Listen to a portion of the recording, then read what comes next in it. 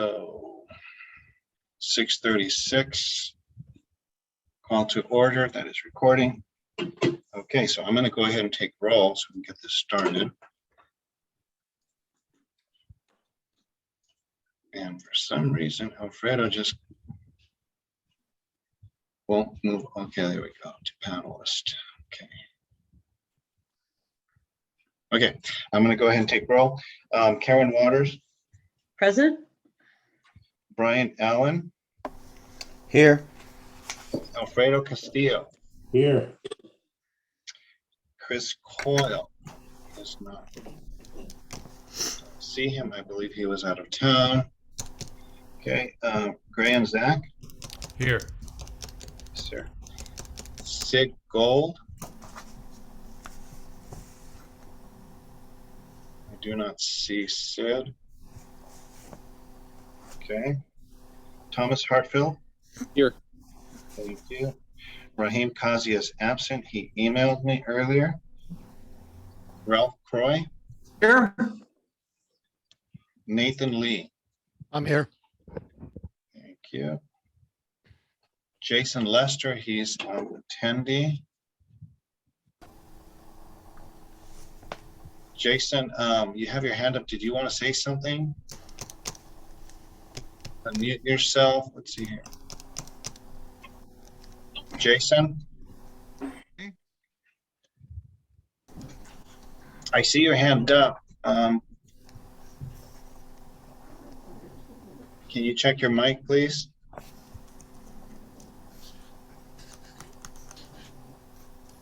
Okay, I'm going to lower your hand for a moment. Jason, so can you raise your hand again to confirm your presence since we can't actually hear you? Thank you. I'll take that as present. Robert Moore. Here. Thank you, sir. Denisa Pantoja. Present. Thank you. Alvin Waters. Here. Thank you. Oscar Jimenez, that would be me. I'm present. Let me just make sure no one joined at the last minute. I don't see. Okay. All right. So we have 12. So we do have quorum. Okay. All right. So I do not have a flag in front of me, but you can certainly still say the Pledge of Allegiance, could we not? So who would like to lead us in that? How about, to me. how What's about that? Diana from Assembly Validata's office? Yeah, I can.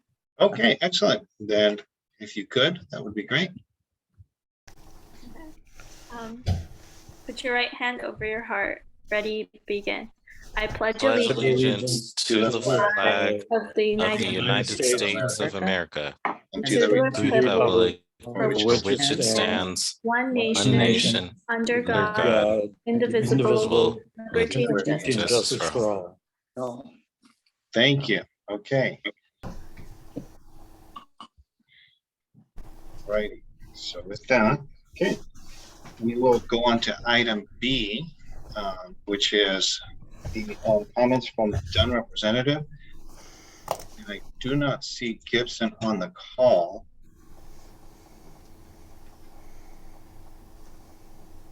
Okay. So we will move on. Then let's move on to comments from CD12, LAPD senior lead officers, elected official reps, government agencies. So let's start with Matthew Viacia from Council Member John Lee's office. Matthew, you have the floor. Thank you very much, Oscar, and hello, everybody. Good evening. I hope all of you are doing well today.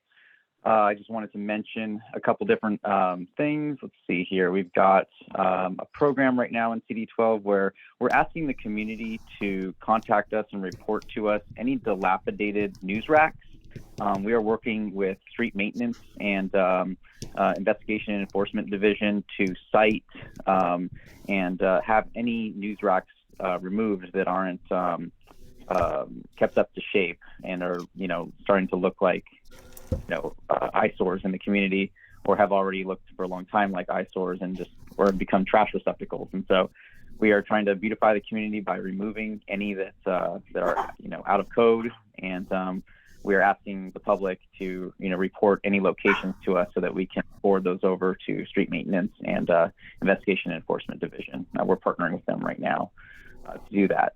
Also wanted to mention there is a Beautify LA grant on the table for organizations that have proposals for community-based projects and enhance our public spaces. Awardees are able to receive a grant up to $2,500, and they do not have to be official organizations and can be simply neighbors who have want to come together to make a difference. And so that really opens the door for anybody to participate, which is great. So if you have an idea and you want to do something that will beautify your community, the city of LA would like to help. So $2,500 on the table for the best applications. And you can file for that on our newsletter if you're not already signed up for it. You can also contact our office and we'll be happy to make sure that we get you all the information that you need if you would like to participate. So that is a positive. I also want to say it was very nice seeing Karen and Alvin at the Solid Pancake Breakfast this weekend. It's a great event, and if some of you have missed it or not able to participate, they have resumed those again this year after being absent during COVID. But it was a fantastic thing. It's a great way to support our amazing officers over at Devonshire Division who always go above and beyond for the community whenever we ask. And so they're a great organization. They support our Devonshire police officers, and we really appreciate them, especially here in CD12. So any of the officers there, if you're listening, thank you. Also wanted to mention there is a VFW walkathon taking place, and that's happening on the 7th of this month, and it's there to help bring awareness for ending child abuse. And we always work with our local VFW to support our veterans and the community, and they oftentimes have events that are supporting the community as well. So we're happy to participate with them in that. Let's see here. Also, a big ticket item. We're just announcing this, but we've been working on this for quite a while. The white oak D-door trees, all of the trees that are from San Fernando Mission going south all the way to San Jose on white oak. All those white oak trees, we are implementing a ongoing multi-year program to make sure that those trees are maintained and taken care of, especially with the way the weather is happening, and the summer months are coming up, and a lot of these trees unfortunately have been stressed due to multi-year droughts and just not getting proper watering. Sometimes they have ivy located on the parkway there that it kind of prevents them and soaks up a lot of the water, which takes away water from the roots for the white oak trees. So we're going to be working with neighbors to see if they would, voluntarily try to replace it with something that's able to help sustain the trees. Because with that being there, it makes it very difficult for the trees to absorb the water. We started tree trimming this past weekend on white oak near San Jose, I believe up to Chatsworth Street. And they're going to continue that every weekend for the next 4 weeks on Saturdays and Sundays to do manicuring of the trees. Not necessarily, we're not trying to chop the trees or we do want to keep the shade there, and we want to minimize the disturbance of, birds as much as possible.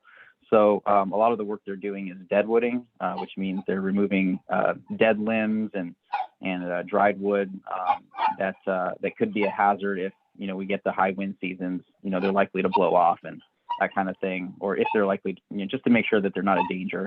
And also, doing slight manicuring to the trees to make them look good and make sure they're not going over people's properties, over their pools and things like that. So, we're also going to be implementing a watering project where we will be installing what are called gator bags, and they hold 15 gallons of water, and they'll be installed at the bases of the trees and will be filled by urban forestry once a month, and will provide slow watering so that especially during these summer months, this will be a year long for an entire year, but during the summer months, it's incredibly helpful for these trees.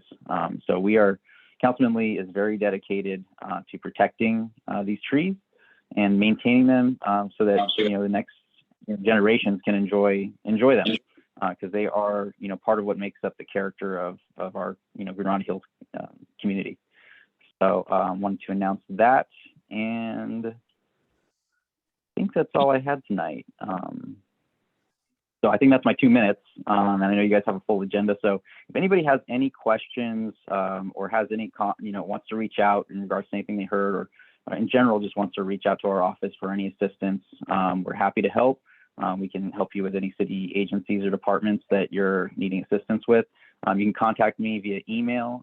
It's matthew.biasia@lacity.org, and you can reach me at 818-882-1212. That's our office phone number in Chatsworth. Thank you, guys. I appreciate your time.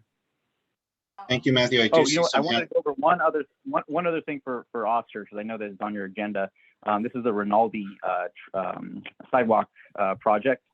We've been working for a while to try to get the trees removed, and they were removed this past weekend.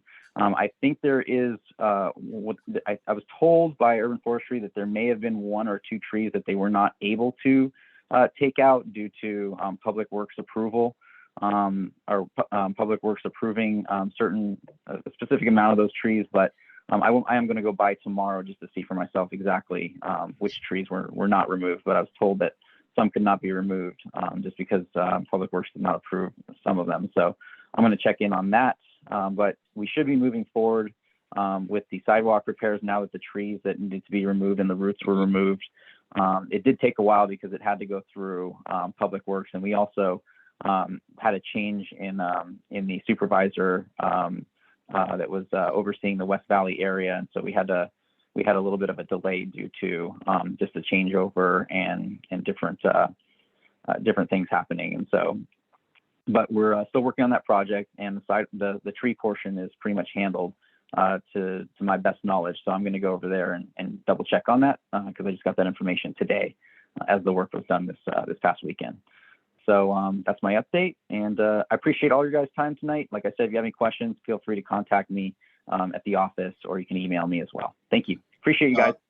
Matthew, it looks like I do have a hand up, but before I allow that, I did, based on what you just said, the comment about the trees, I did drive by there, I think it was Saturday, and it looked like they still had quite a bit to do with those trees. So I'm not sure if they went back on Sunday and did work. I'll have to go back and take a look. But I'm just a bit concerned, based on what you just said, if there are some trees that can't be removed. I'm concerned as to, well, I'd like to know what trees those are, because in that particular area, as you've seen, as we've seen, those sidewalks are very, very buckled. I mean, so. But anyway, I'll go out there this weekend and take a look as well. And I'll be out there tomorrow to check it out because I do also want to get that information. Like I said, it was done this weekend. And so, today I got the information from Urban Forestry, and I want to go follow up myself as well. So. Okay. Well, thank you for that update. Before you go, Richard, Mr. Fisk, you have your hand up, so you've got the floor. Yes, thank you.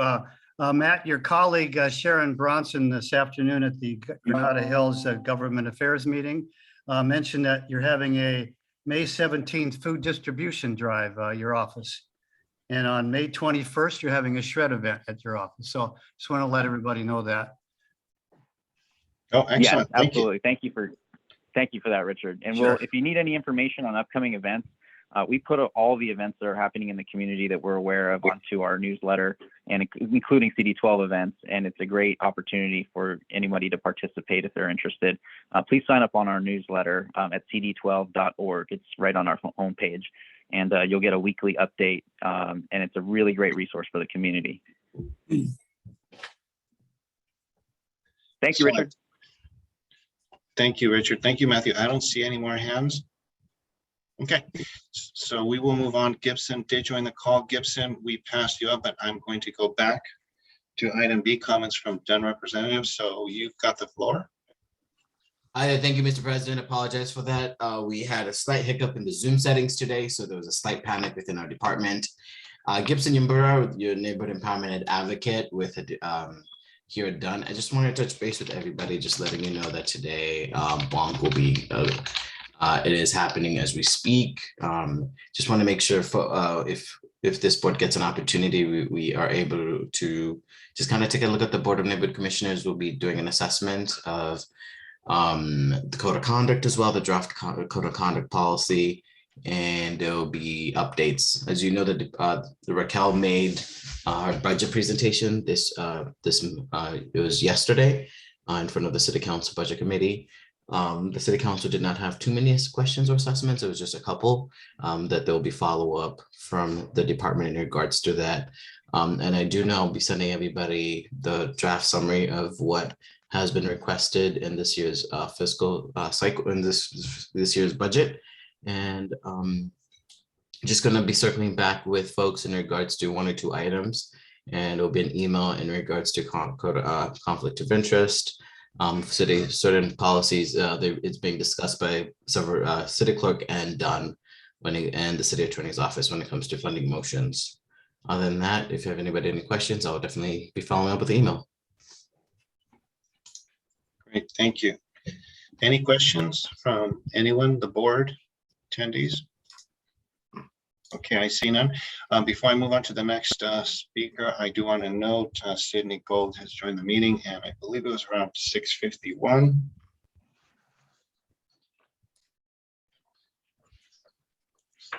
Okay. Mr. President, I apologize. Just one Yes. more thing. I totally forgot. I just want to thank 2 board members on this board who have joined the Empower LA hybrid work group. As you know, the department is trying to build in collaboration with our neighborhood council board members a hybrid model template and sort of a work plan that will be able to be implemented system-wide. So I want to thank board members for participating. That work will be provided updates to all neighborhood council board members as the collaboration continues. And I just wanted to thank 2 board members is Ms. Waters and Mr. Brian Allen. Excellent, thank you. Thank you for more involvement, because thank you. That's great. Thank you for that. Congratulations, you 2. Good job. Thank you, Gibson. It's my second round. I served on that committee last summer, so this is the second one. Thank you for having me.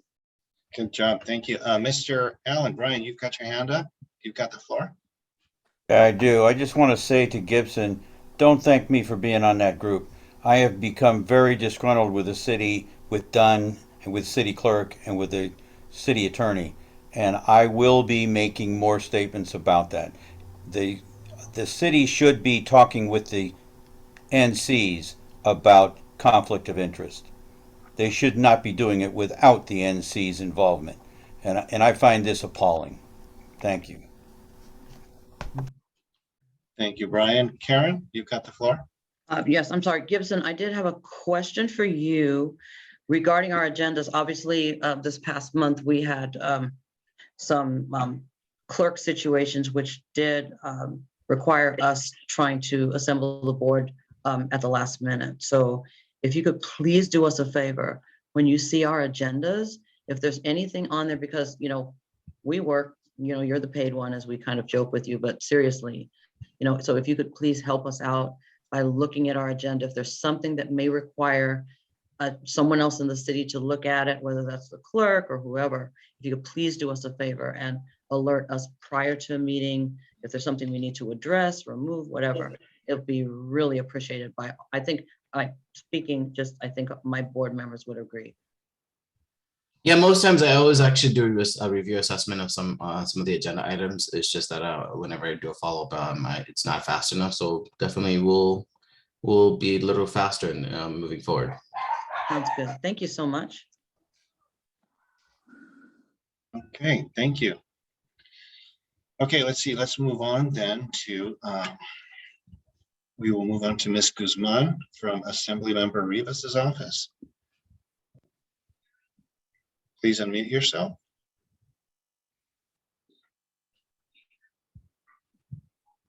Hi everyone, my name is Jessica Guzman and I'm a field representative with the Office of Assemblywoman Luz Rivas.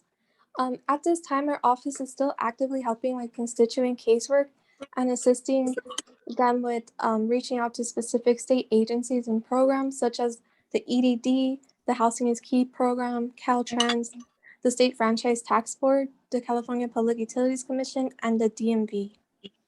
At this time, we continue to assist constituents related to the Housing is Key program.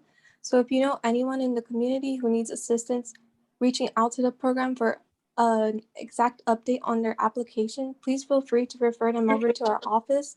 Our office wants to ensure community members' applications are being reviewed in a timely manner.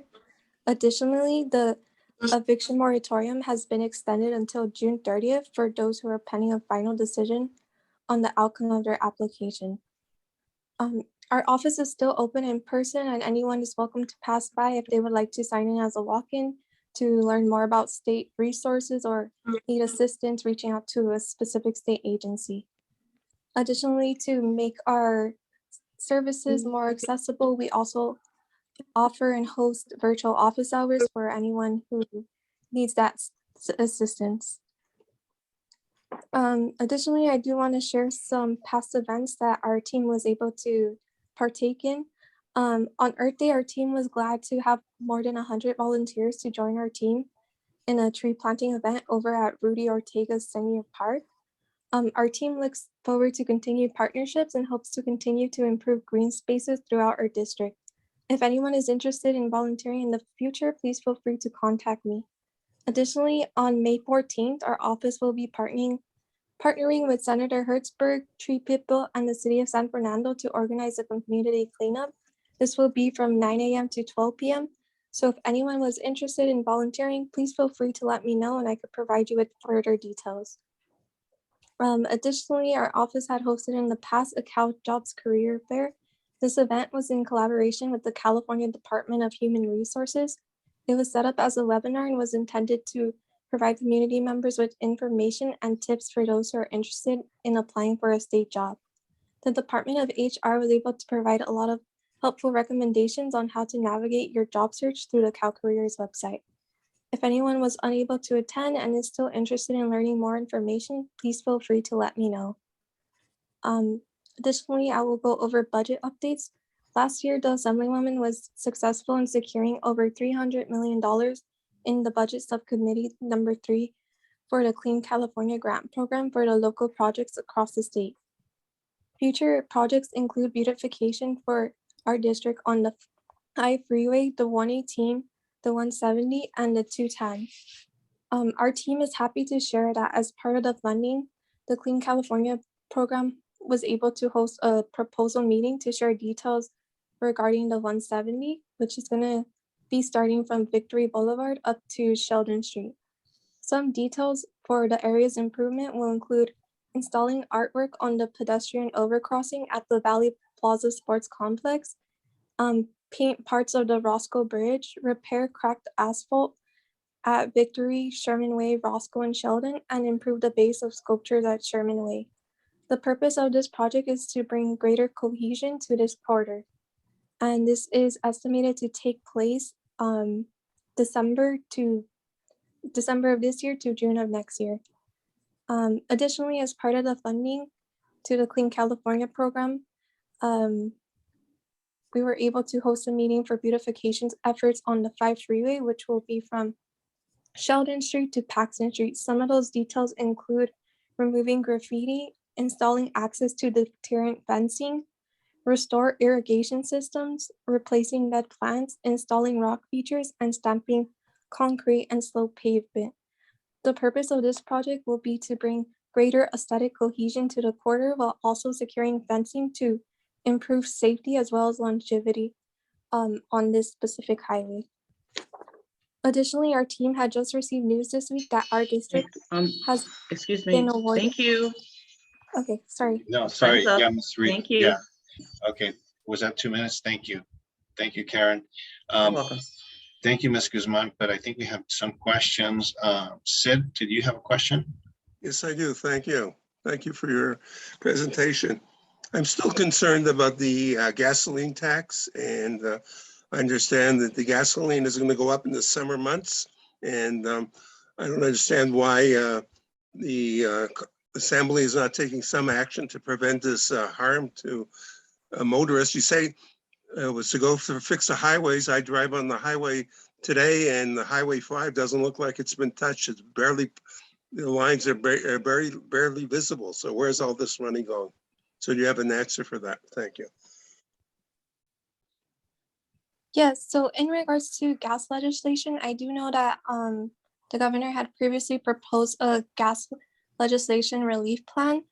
And as of right now, this hasn't gone into full effect. So we'll be seeing whether or not this will be approved. And once I get further details on whether or not this is approved, I could go ahead and reach back out to your board if you're interested. I'm interested, and I'd like to hear where the money's going that you're collecting. Thank you. That would be great, Ms. Guzman, if you can get back to us on that. But following up on that or further to that,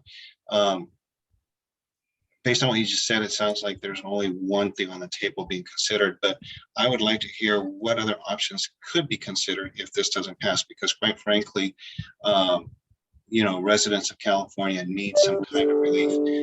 And if the gas taxes are going to get worse, I don't think, the support from residents is going to be there for elected officials.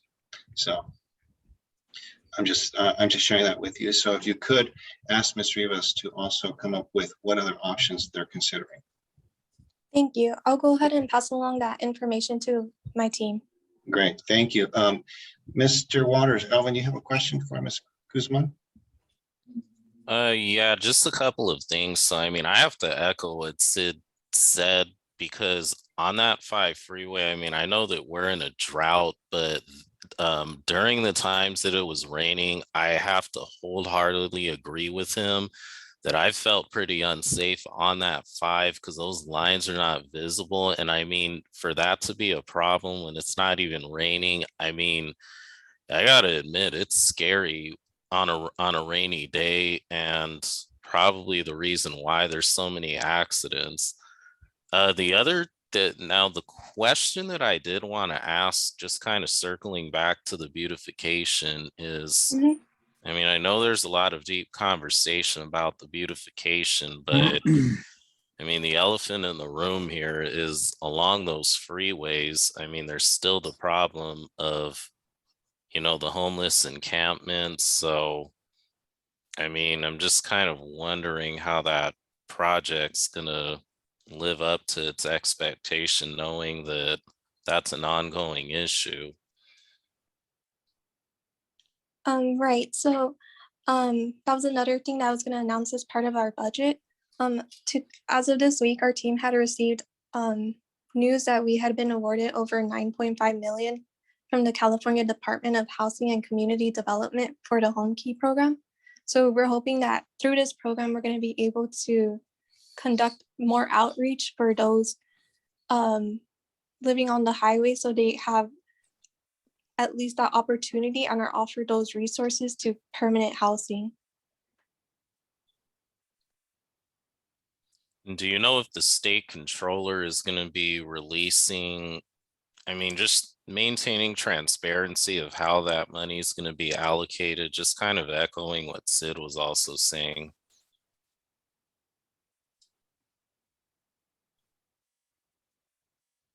Right. So I know this was barely announced this week, but I could go ahead and follow up with my team for further information. Okay, thank you. Thank you. Okay, I don't see any more hands. Ms. Guzman, thank you so much for your input, for the updates, and don't take any of this stuff personally, please. We're just making sure that we're asking all the right questions, and we hope that you can relay this information back to our representative, and hopefully for the next meeting you can have some answers for us. Thank you. Thank you. Let's move on then to Ms. Oganessian, Assembly Member Valladares. Sorry, thank you. you've got the floor. Yes, hello everyone. Thanks for having me. It was great to meet some of you guys in person at the LAPD open house this last weekend. For those of you that don't know me, my name is Diana and I'm from the Office of Assemblywoman Suzette Valadares. I just have a very brief legislative update on what's going on. I know some of you guys have questions about the gas tax. So the Assemblywoman is a member of a bipartisan caucus known as the Problem Solvers Caucus.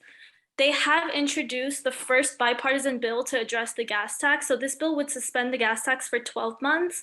Previous legislations were for 6 months.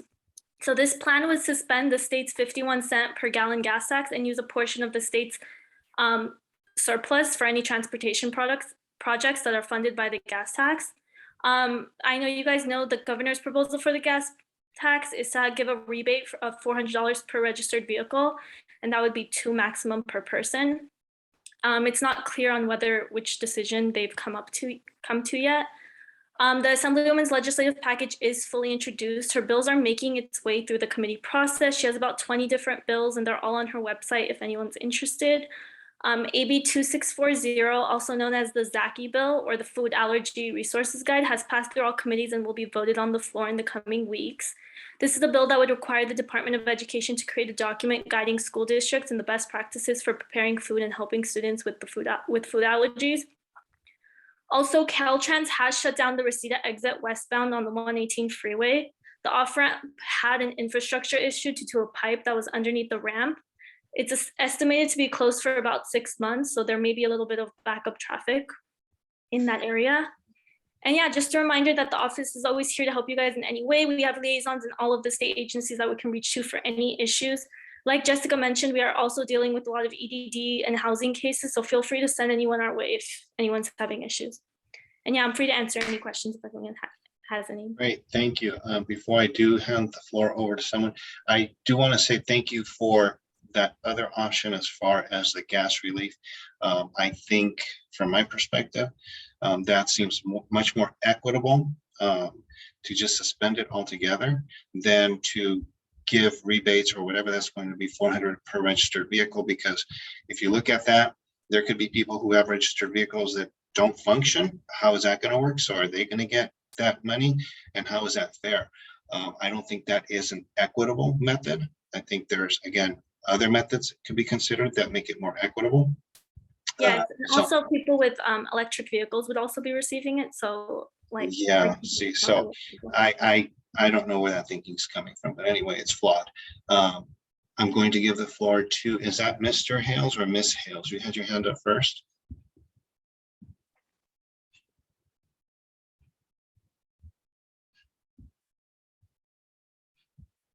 Okay, I don't hear anything. Karen, you have your hand up. You've got the floor. Yes. Hi, Diana. Thank you. It was good to see you on Saturday. A quick question about the Reseda Boulevard exit. When did that start? I think just this last month. Okay. All right. Thank you so much. Okay, Elvin, you've got the floor. Hey Diana, nice to see you as well at the Solid event. I did want to ask though, I've been meaning to ask this for a while, but what's a good way to find out about upcoming projects going on the freeway? I mean, is it best to look on the Caltrans site? Because I looked on there and I didn't see anything like for any alerts or announcements of any upcoming projects. The Caltrans website should, I know it's a little hard to use, but it should have a list of all of them. I can send you like the direct link that we look at. If there's anything very specific that you're concerned about, you can reach out to our office and we can reach out to Caltrans and see the status of it. Okay, thank you. Thank you, Alvin. Sid, you have the floor. Yes, thank you very much. Thank you, Diana. Just a point of curiosity, they've been doing work on the Reseda off-ramp for a long time before this. So did something happen with that construction that led to this pipe damage, or is that something completely opposite to what was going on that Reseda off-ramp before? I think originally there were potholes, so we had been getting a lot of calls about it. So we have submitted we've been asking Caltrans to fix it. So I think at first they closed, I think 2 lanes or 1 lane. And as they were working on it, I think they realized that they need to close the entire ramp. So it had nothing to do with the construction. Okay. No, I don't think so. And one more, Mr. or Miss Hales, who's that? You've got the floor. Can you hear me?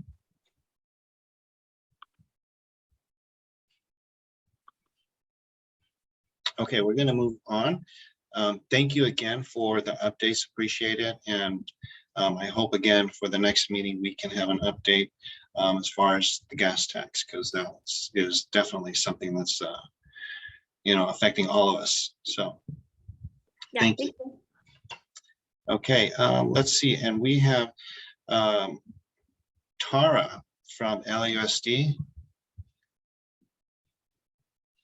You have the floor. Great, thanks, Oscar. Thank you. Hi, good evening, everyone. My name is Tara Badani, and I work for School Board Member Scott Schmerlson. I have a couple of updates on behalf of LAUSD I want to share tonight. I'll try to keep it brief. The first two updates are related to how the district is planning on using some of our COVID relief monies. So as you may know, the pandemic really illuminated the gap in internet access some of our families have at home when they're not at school. A lot of our families had to rely on district issued hotspot devices to be able to connect to Zoom lessons and to be able to complete their homework. So in recent months, the district has been working to partner with AT&T and Spectrum. And earlier today actually announced a new effort that will allow eligible families to be able to get broadband access at home that's paid for by the district. So if you know of any families that currently don't have internet access at home, feel that they might not be able to afford it and have students that attend LAUSD schools, you can either encourage them to reach out to myself and I'd be happy to get them connected, or there's a web page called achieve.lausd.net/connect that families can go to learn more about this resource. I'd really appreciate your help getting the word out there. If you go to that webpage, you can also find a promotional graphic that you all can share with your networks. A lot of families, when they hear that something is free, they're hesitant. They wonder if it really is free. What kind of information do I have to share? Is LAUSD going to share that information with anyone? The answer is no. We really just want to make sure that our students, are able to complete their homework at home in an equitable fashion. So we want to make sure to get the word out there about this new resource. And then secondly, LAUSD is once again offering free summer school options for all families who want it. The one difference this year is that we are expanding it to students that are in ETK. So that is as young as 3 years old can take summer school with LAUSD. Our programs are largely in person at campuses across the district, including lots and lots of schools in the Valley. And if you want to see which sites are offering summer programs, what those summer programs are for the various grade spans, you can go to achieve.lausd.net/summer school. Again, it's achieve.lausd.net/summer school. It'll list our options for elementary school, middle school, high school. A lot of you work, a lot of our families work. They struggle to find childcare over the summer. So, if you also need somewhere for your child to go during the summer months, this is a place where they can be safe from 8:30 a.m. to 6 p.m. every day. They're offered meals and snacks throughout the day. And again, it's free of charge. So this isn't something historically that the district has been able to offer. So again, any help getting the word out there would be appreciated. And I also want to give a plug for our virtual enrichment opportunities are continuing. So in the past, we've been able to offer courses in guitar and animation, and those courses are also continuing this summer. We're also offering courses in financial literacy, Filipino history, coding, German. I know some of your members are interested in CTE pathways. And so I'm happy to share that our high school students this summer, if they, again, these are optional, you don't have to take summer school, but if they are interested, they can take classes in construction careers, agricultural careers, transportation careers. So, and then lastly, because I think I'm getting close to time. Thank you, Tara. Okay, thank you. Thank you, Tara. I do have some hands up, so let's see. Sid, you had your hand up first, so I will give you the floor, and then I will come to you, Ralph. Thank you, Tara. Appreciate it. I'd like to hear, glad to hear about the services you offer. I just want to make one editorial comment. Nothing in this world is free.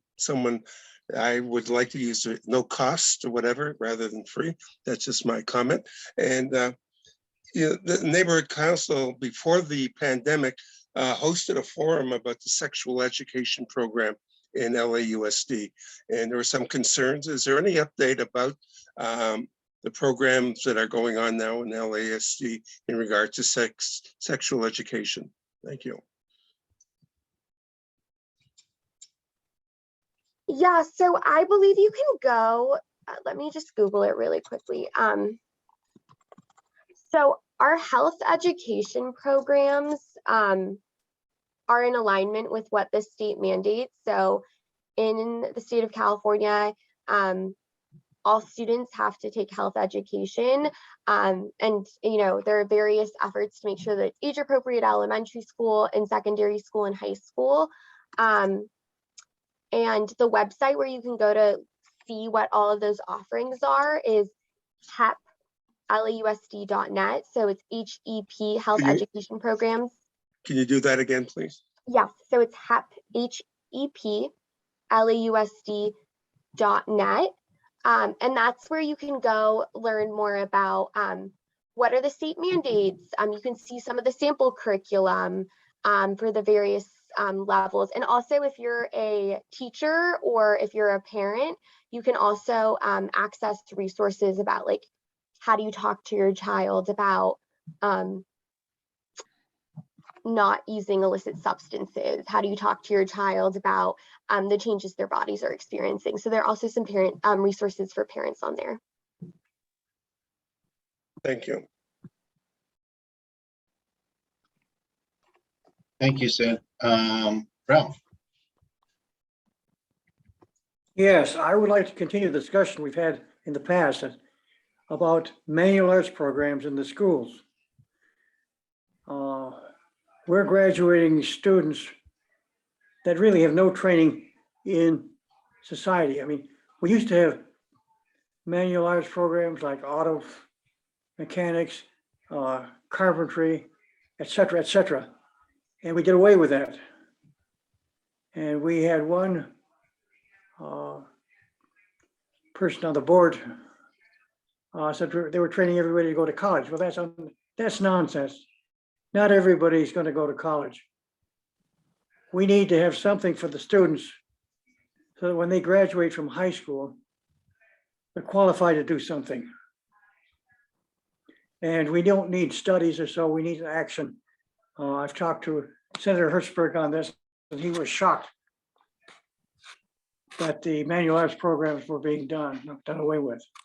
I want to know what's going to happen now.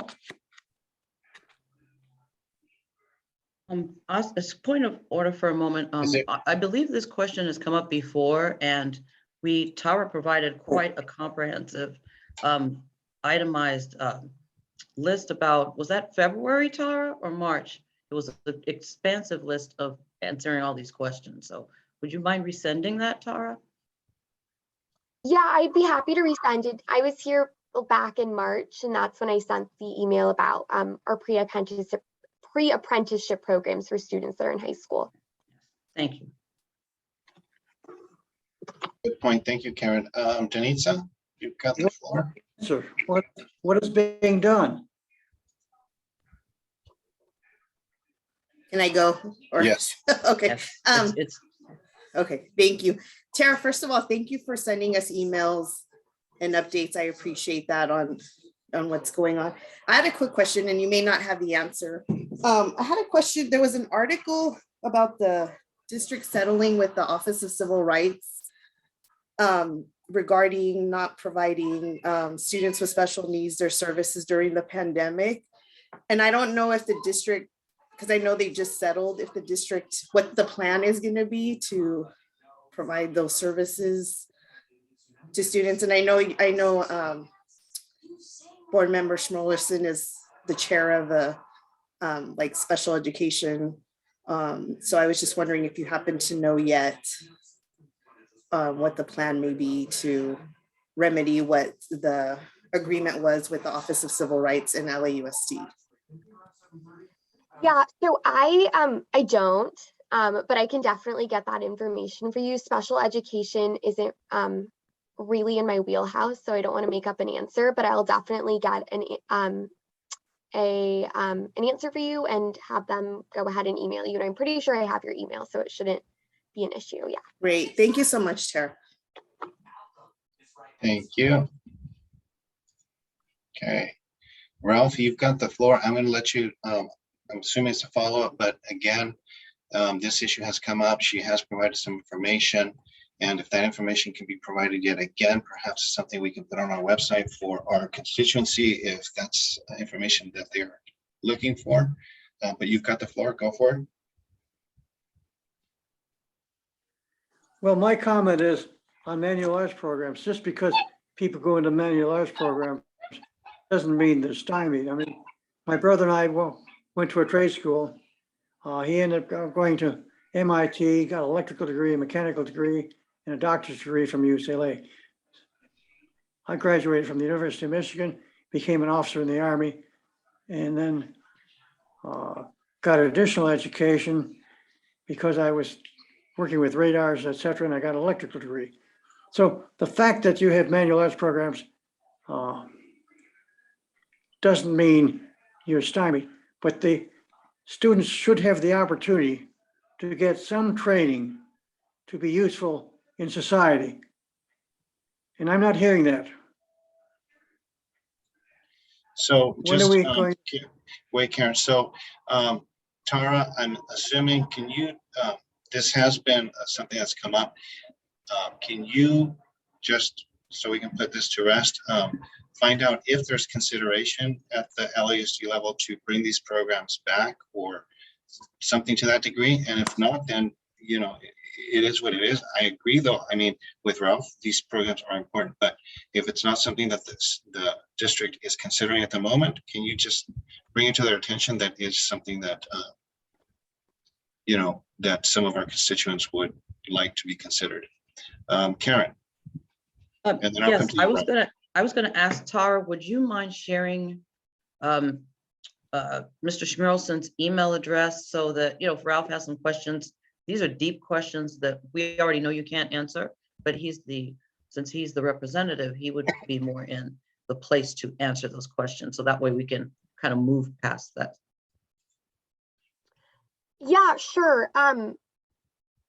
You know, I mean, honestly, Ralph, if you have more specific questions, you can definitely email Mr. Schmirlson. It's just, he gets like hundreds of emails a day. So sometimes it's easier if you just go through staff. But his email is his first name dot his last name at lausd.net. If you could copy me on that email, I'll be sure that you get a response, because sometimes the filter, there's just too much that comes My through. question is, why can't you talk? I'm sorry, Why what? pass the buck to me? So she's asking, okay, she's asking for you to send her specific questions, Ralph, so that she can forward that or direct it straight to Mr. Schmirlson, and we'll go from there. Well, I have asked a specific question. When are we going to get them? When are we going to get manual arts programs? Are we ever going to get them? Yeah, I mean, She needs to contact, you need to contact the person at LAUSD and get the answer. I shouldn't have to run around. Neither should the public. We're asking questions and we should have answers. yeah, I mean, respectfully, Mr. Croy, I believe I answer your questions every single time I come here. So just to reiterate, we have a pre-apprenticeship program that our students are able to participate in while they're in high school, which sets them up to pursue official apprenticeship programs, which I think, Mr. Waters on your board is really familiar with as a past participant of that program, that once, they turn 18, they're able to graduate from high school and enroll in those programs.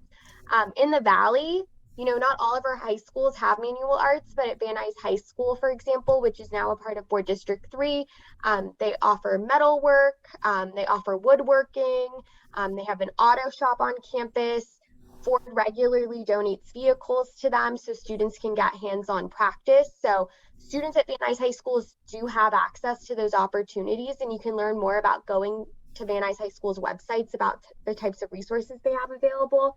And then lastly, like I mentioned, this summer, we're offering enrichment opportunities to all high school students if they want to learn more about careers in construction and agriculture and transportation. They can take those courses and get exposed to those opportunities if they so choose to. Okay, I'm going to move on to two others, and then we're going to move on from this. Get an Ryan, education you have the for floor. graduate. Yeah, let me try to simplify. I think where Ralph is coming from, at least where I'm coming from. Those of us that are over 60 years old, remember that everybody, and I mean everybody, took these classes. I know that it was a godsend for me because I do a lot of things personally at home that I would not have known how to do if I hadn't had that introduction. And it has nothing to do with further education. It has nothing to do with making sure that the individual can get a job in construction. It has to do with rounding out a person's ability to perform in society. And what we're asking for, what I'm asking for, is the LAUSD to have town halls to address this, because the public would like to have some of this back. I don't know how much of the public. It could be 50%, it could be 10%, it could be 90%. But I don't think LAUSD is addressing the issue. And don't take it personally, Tara, but you have no idea what we're talking about because you have not lived during that period of time. And I think it's very important. If you talk to Scott himself, he taught during that period of time. He knows what was happening in junior high school at Virgil Junior High, where he taught. So I think it's important that this issue be addressed so that the public knows that there is information trying to be accumulated to determine whether this is a good or bad thing. And we all know that the only reason it's not there anymore is not because it wasn't good, not because it wasn't valuable to the students, is because of the almighty buck. They didn't want to spend the money, and they ended that kind of education. So please ask Scott to consider suggesting town halls to address this issue with the public who pays everybody's salary. Thank you. Yeah, Oscar, if I might, I think you're on mute, but thanks for that commentary, Brian. Something that would really help me advocate for you all is if your neighborhood council is really passionate about this issue, if you all could draft a letter to the district kind of outlining the steps that you're hoping the district will consider, that would be super helpful, because sometimes it's hard to tell if you're speaking as individual members of the community or if this is something that your neighborhood council would like to see within the boundaries of your council. So that's just one. Let's go one further. Let's make sure that we attempt it. I will start taking it up to the rest of the councils personally.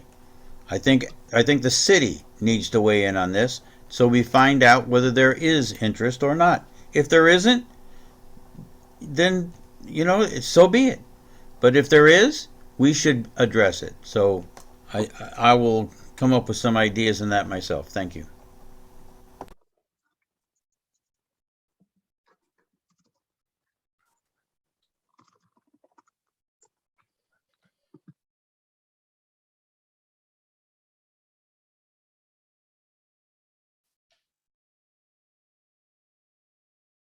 You're muted, Oscar. Oh my God, I'm sorry. Elvin.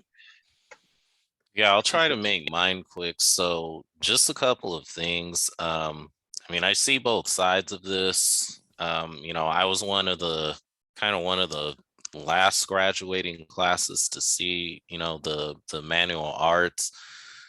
I mean, I will say, just speaking personally though, that a lot of the CTE programs with the LAUSD, I mean, let's be honest. I mean, the cost of that compared to going to college to learn the manual arts, I mean, there's no comparison. I mean, I compare that to what I had to pay going to CSUN. So I mean, I'm in agreement that, I mean, I'm happy to jump on and collaborate as well to help, draft a letter to the district. But I mean, just kind of looking at where things are, like the CTE program, I mean, it's not as detrimental as it appears to be. I mean, the cost to join that program after high school is nothing compared to what you have to pay for college. And I mean, through those programs, like when you get out and you join the right apprenticeship and you join the right contractor, I mean, you could be looking to make anywhere from like 50,000 to like even 100,000 without a master's degree. So I mean, it's not. I mean, honestly, I think I wholeheartedly agree those programs should come back into the high schools. But like where things are right now with the CTE program, I mean, the cost of doing that compared to going to college, there's no comparison to that. And I mean, take it from somebody who did the CTE program, who went to community college, and went to a four-year university.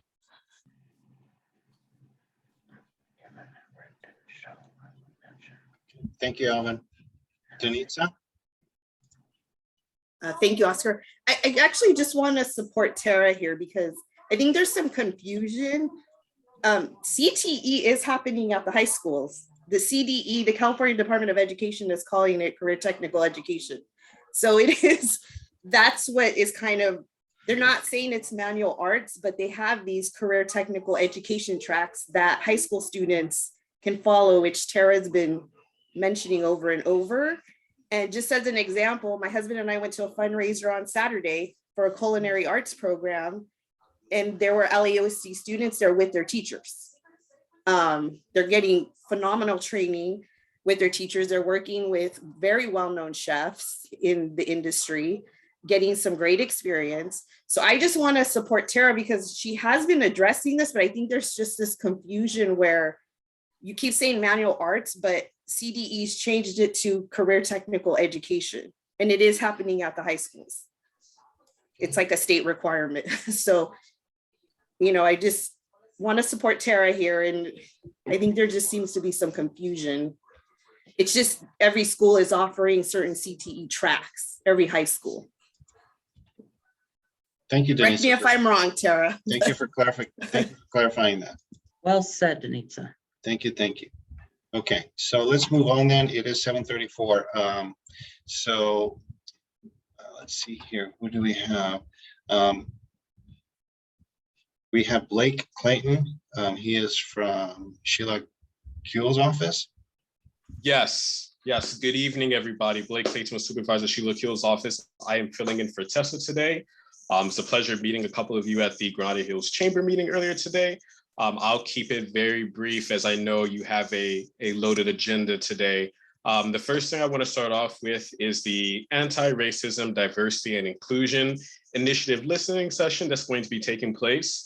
That event's going to take place on May 9th at 6 p.m. A little bit, tomorrow morning, I'm going to send this out to everybody. I don't know if you all have been receiving my emails. I have been blasting emails out to the neighborhood councils almost weekly, depending on what comes into the office. If you're not getting those, please let me know. But I will be sending a blast out to all neighborhood councils with that information. We would like for individuals to register. Essentially what it's going to do is there's a new department that's in development in regard to racial equality. or equity, I'm sorry. And we are hoping to get some community input at this meeting. So I will get that out to you, and hopefully I will see you there. The next one, sorry, I just closed the wrong one.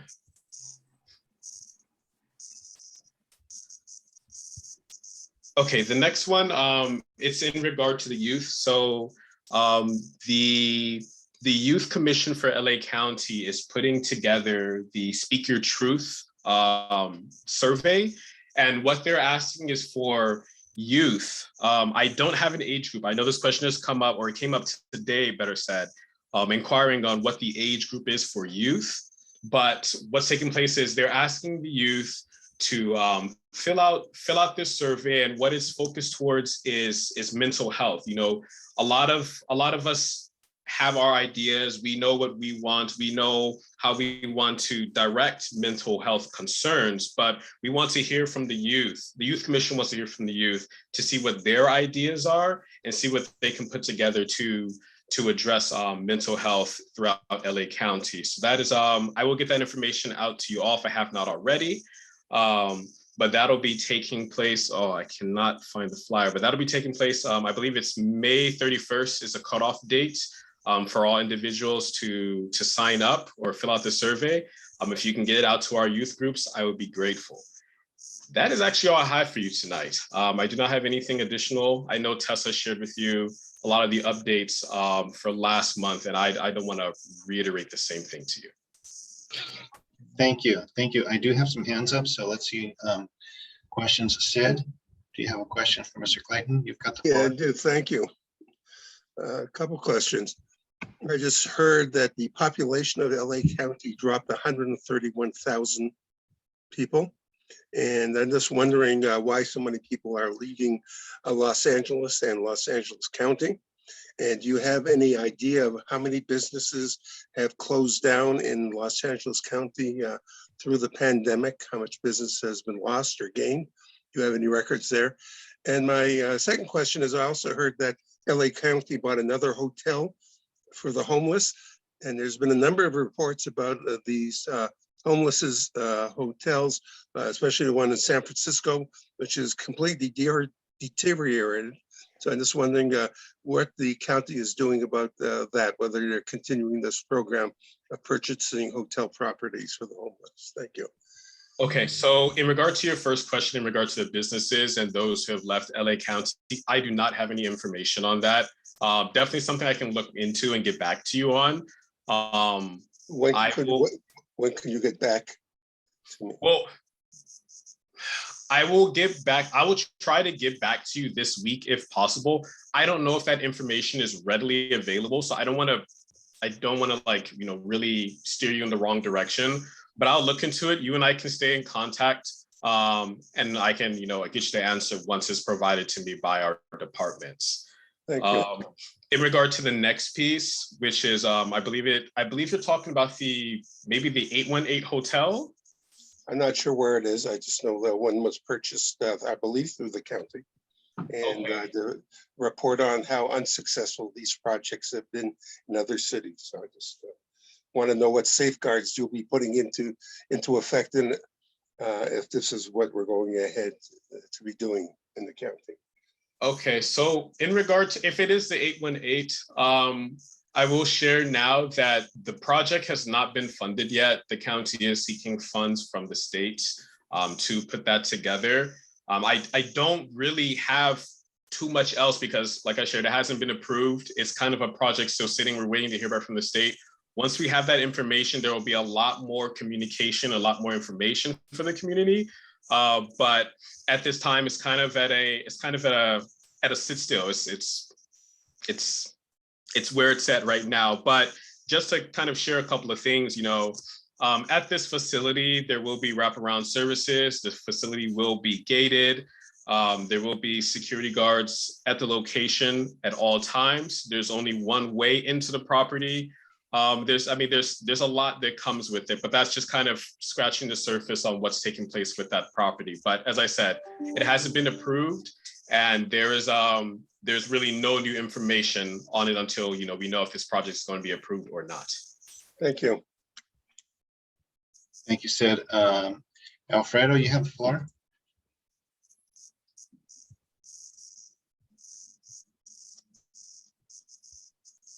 Alfredo? Unmute yourself, please.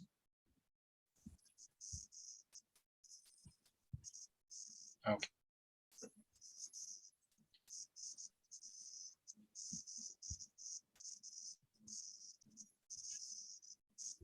Karen, did you have your hand up? Unmute yourself, please. I didn't unmute myself. Hi, Blake. I want to say thank you. The stakeholders on Berger Street have spoken very highly of you. They have, as you know, had that problem for a long time. What's the current status of that situation?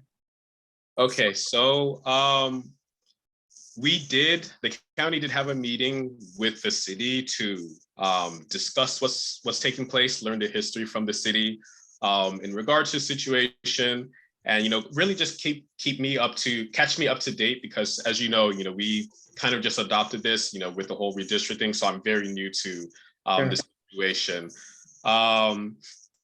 In our last conversation, the city attorney's office and county council agreed on having a meeting attorney to attorney instead of having the political offices involved, as we could stir the conversation.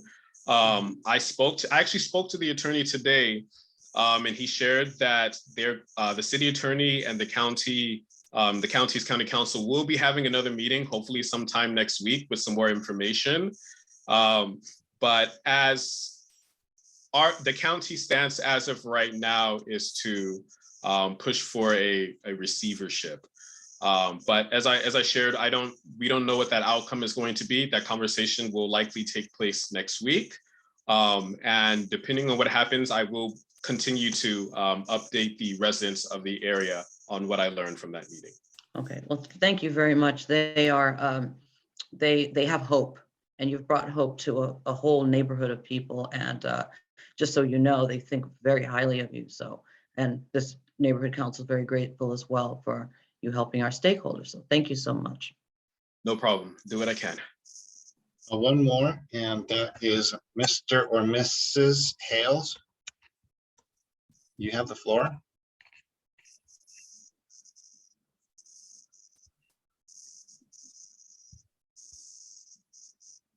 Okay, hello, this is Michelle Hales. We were trying to unmute ourselves, that we didn't get the thing like 4 different times. And so we had comments from the very beginning of the meeting. So John has a comment he'd like to make regarding mental health. No, it's not.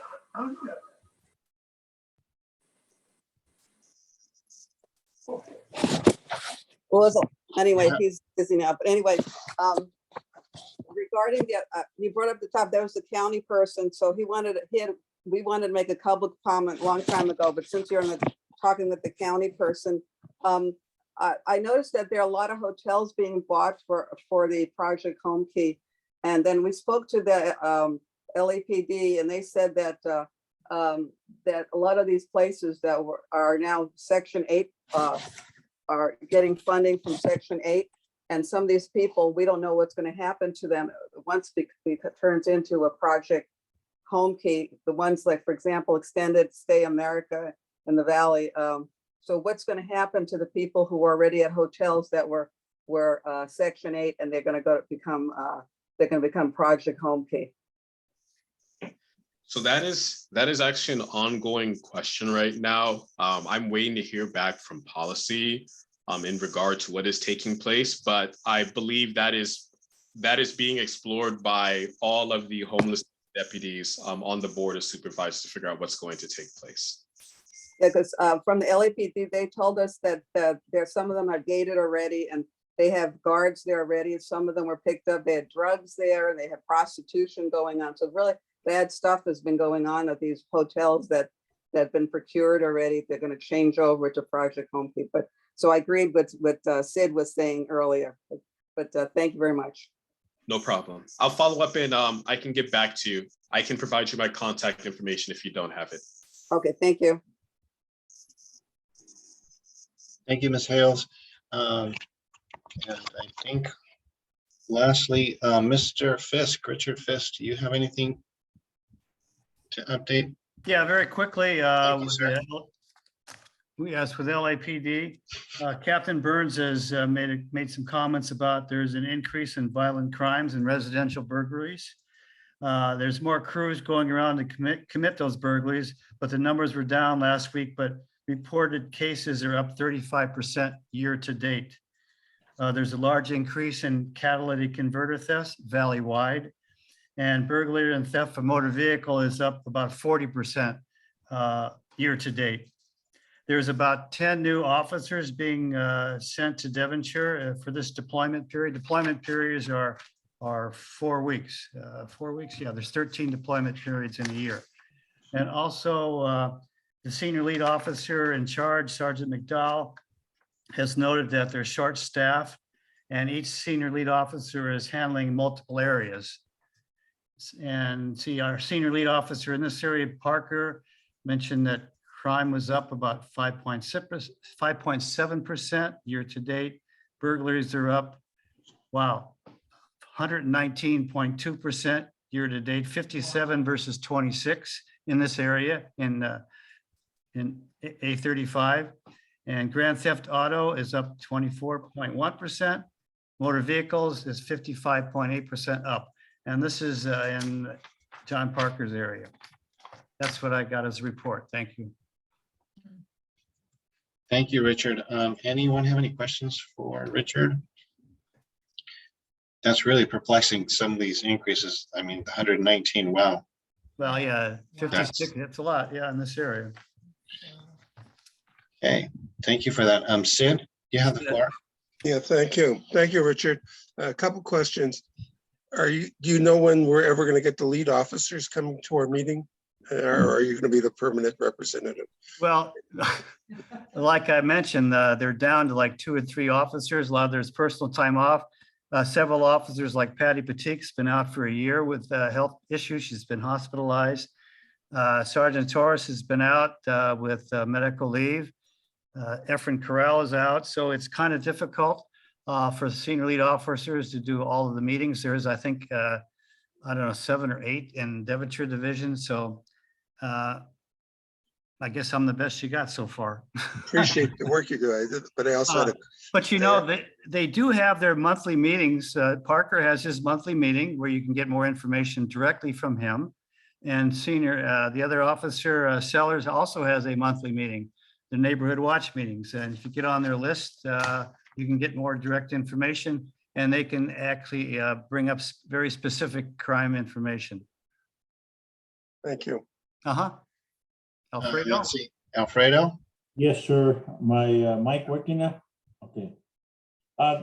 Richard, can you, what is the rise in catalytic converters? Is it considered as petty theft? And is that the reason why it's so rampant? And what is it that we're doing to maybe change the mindset? Because sometimes when the punishment is a little higher than petty theft, is it, and the damage that gets done to a car when that happens, is this considered grand theft when they steal something from a vehicle, considering the materials inside the actual catalytic converters? I don't know if it's technically called a grand theft, but it's not petty because it costs you thousands of dollars, especially if you have 2 on a car.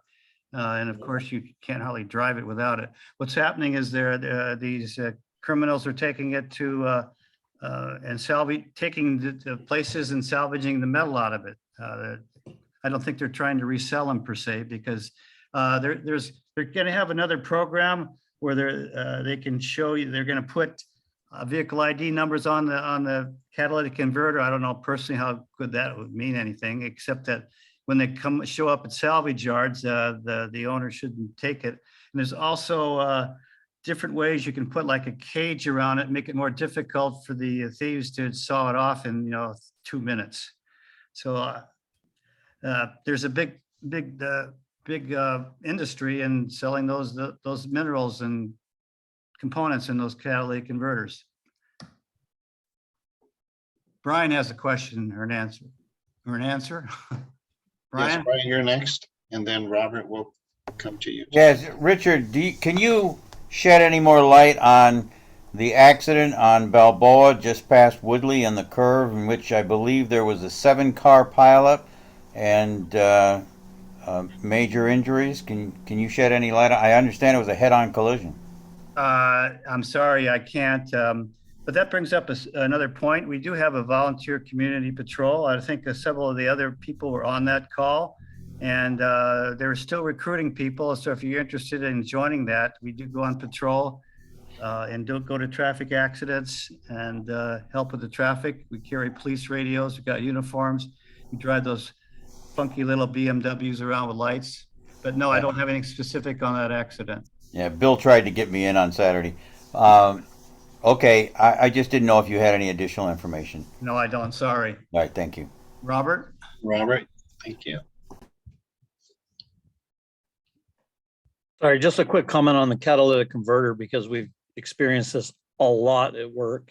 We tried these security cages, 2 different styles. Thieves don't bother with them. They just cut around them. Yeah.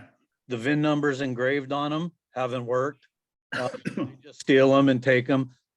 I think one of the bigger problems, or as big of a problem, is a lot of these salvage yards are not that upstanding, kind of shaky themselves. Yeah. And they'll take them anyway. Right. So that's it. Yeah. Thomas? Thank you, Robert.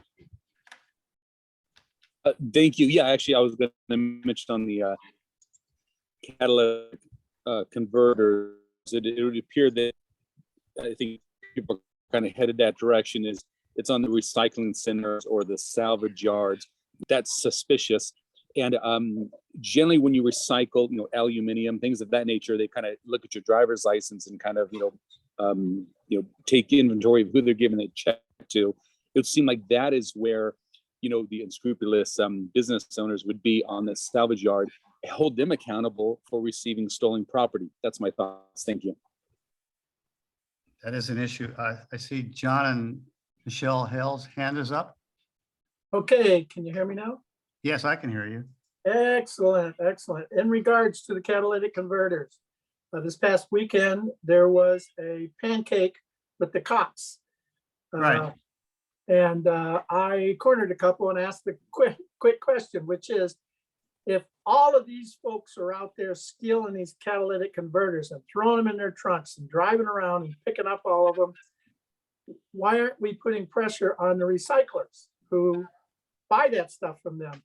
And the response came back pretty quick from all of them, all 3 of them standing there, which is they're thrown in a truck and they're driven across the border to Nevada, Arizona, etc., where they can sell it, and those people don't care. Yeah. And large amounts have been discovered in Texas and California. Thank you. Yep, it is a problem. Okay, thank you. I think we're going to then end this section of the agenda, so we can move on because it is already going to be 8 o'clock. Thank you, everyone. Thank you for the updates, and let's move on then to public comment on agenda and non-agenda items. So if you have anything from the public, please raise your hand. Mr. Hunter. Yes. You have the floor. Thank you. It'll be real quick. This is on a comment on a non-agenda item, so obviously you can't address it, but I just want to make sure that the board is, all of the board is aware about that sidewalk closure on Balboa, north of north of Midwood. People are being forced to walk 4/5 of a mile around just to get to the Norwood Country Club or to the Norwood Drive. You can't get there. Like I said, it's closed at Midwood on the east side. They're directing you to the west side. You've got to walk up to Pine Ridge up there, Gillette intersection, to cross over and then come back in order to get into the Norwood Country Club and to the Norwood Drive. You're cutting off a good part of Granada Hills right there. So I just want to make sure you know about it. It did come up at public safety, but only informally. It was not agendized, and we had our meeting canceled, but it's been closed for over 2 months now because of the piping or the railing that is down over Bull Creek. And I don't see anybody from the city out there. I don't see anybody from the county out there. If I So- can, Wade, no, thank you for that. This did come up at the last meeting, and did email Council Member Lee's office. And I know that we also sent a letter to them. Funny, after, I think it was the day after too, they had people out there. The issue with that, my understanding is that there's some, they had to get the engineers out there because of the support underneath. I guess some of the dirt has been kind of wearing out. So it has been looked at. I will follow up with his office to see what the latest is. So thank you for that. Appreciate it. Thank you very much. No, believe me, I believe it is a big concern. I mean, especially safety. So thank you. Thank you. Let's see, we have Mr. Klimovich. Please unmute yourself. *6 if you're on the phone. There you go. Thank you. Okay. Good evening, everybody. Brad Klimovich, Commander, All-American VFW Post 2323. May 7th is our VFW National Day of Service. We're going to be doing a 5K walkathon to support Bikers Against Child Abuse, BACA, which is an international nonprofit that takes care of abused children. We sent out a flyer and a link a couple of times to the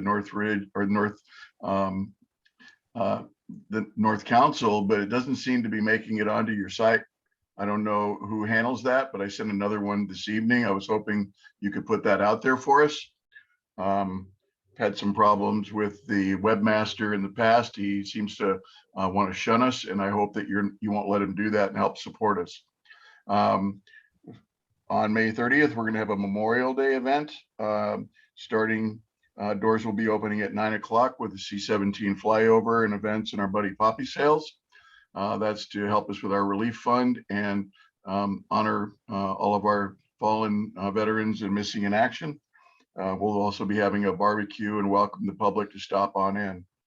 And I know that I was told that NPGs had closed for the year. I don't know if it's still possible or if you're able to say in public comment what you do have left in your funds for the remaining year.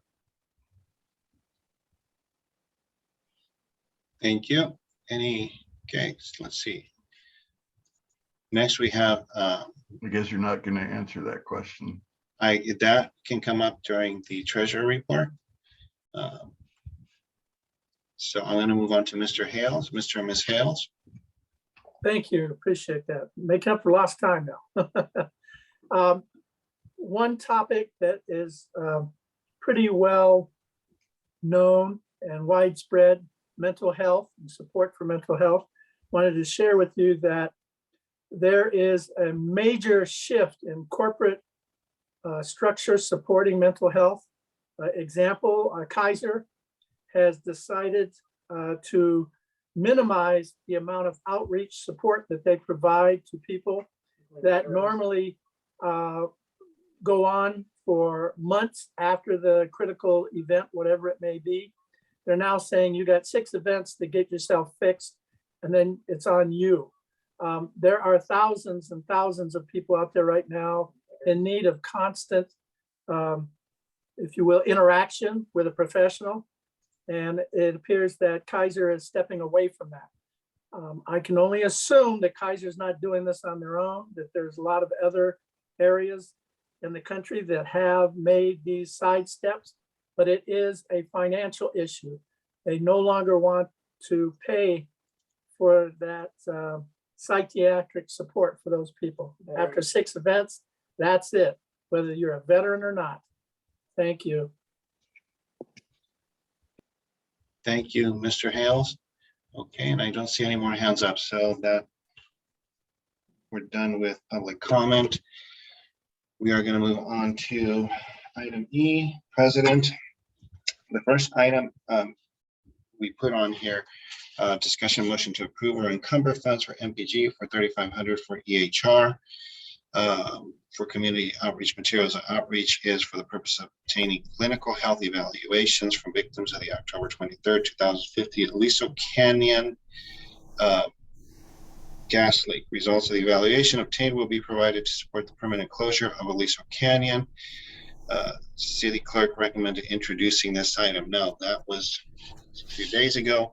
This has become as some of you have seen in the emails with the city clerk and various members of the city attorney's office, that they have been pretty much opposed to this. Their excuse has been that we did not reach out to the city attorney's office on guidance as far as conflict of interest.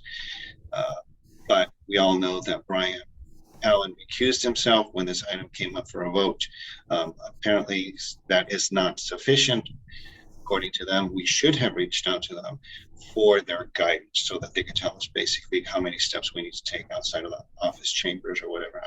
I'm making a joke of that, but I find this to be appalling. But that's where we stand. So Brian, I'll give you the floor and then we'll go to Karen. Yeah, I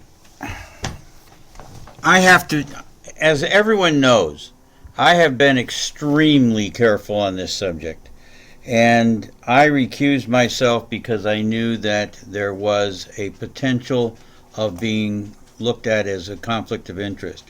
I am currently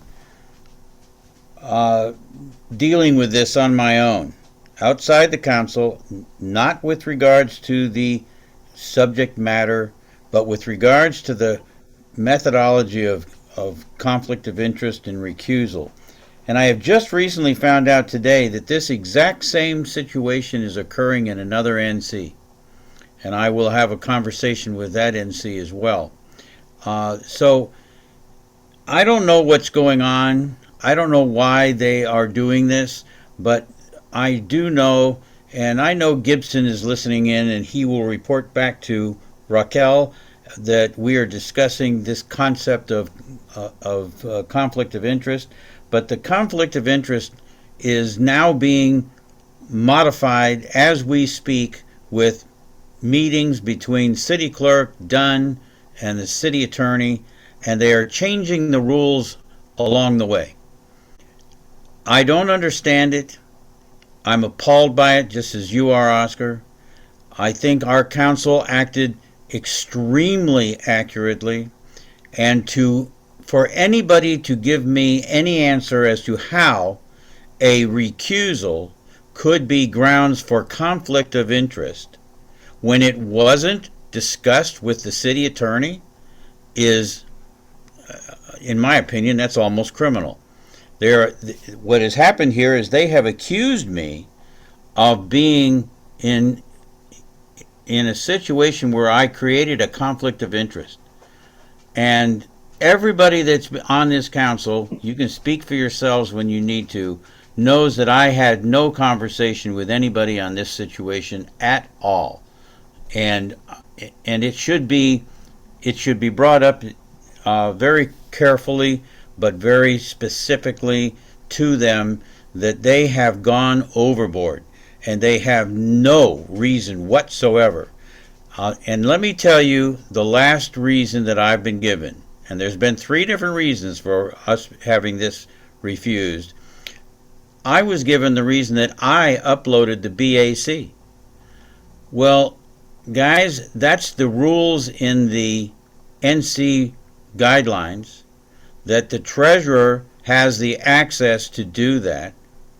And what's more is, you cannot create a conflict of interest after the damn thing has already been addressed, discussed, and voted on, and you weren't in it.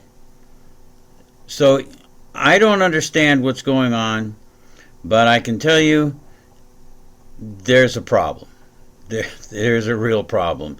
And if anybody can explain to me how a conflict of interest could have occurred in this situation, I'll I'll be eternally grateful because it's something that I can't come up with. Anyway, that's all I can say on the subject. As I say, I have to be careful. Thank you. Thank you, Brian. Karen?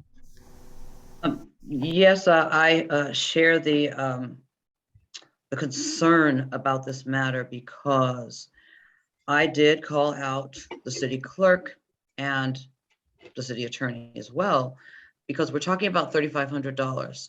We hear on city council meetings often that they are recusing themselves for millions of dollars, and we're talking about $3,500, and they have raked us over the coals and delayed for weeks on end to come back with unsatisfactory answers. And I did receive an email this afternoon advising that they are making new rules.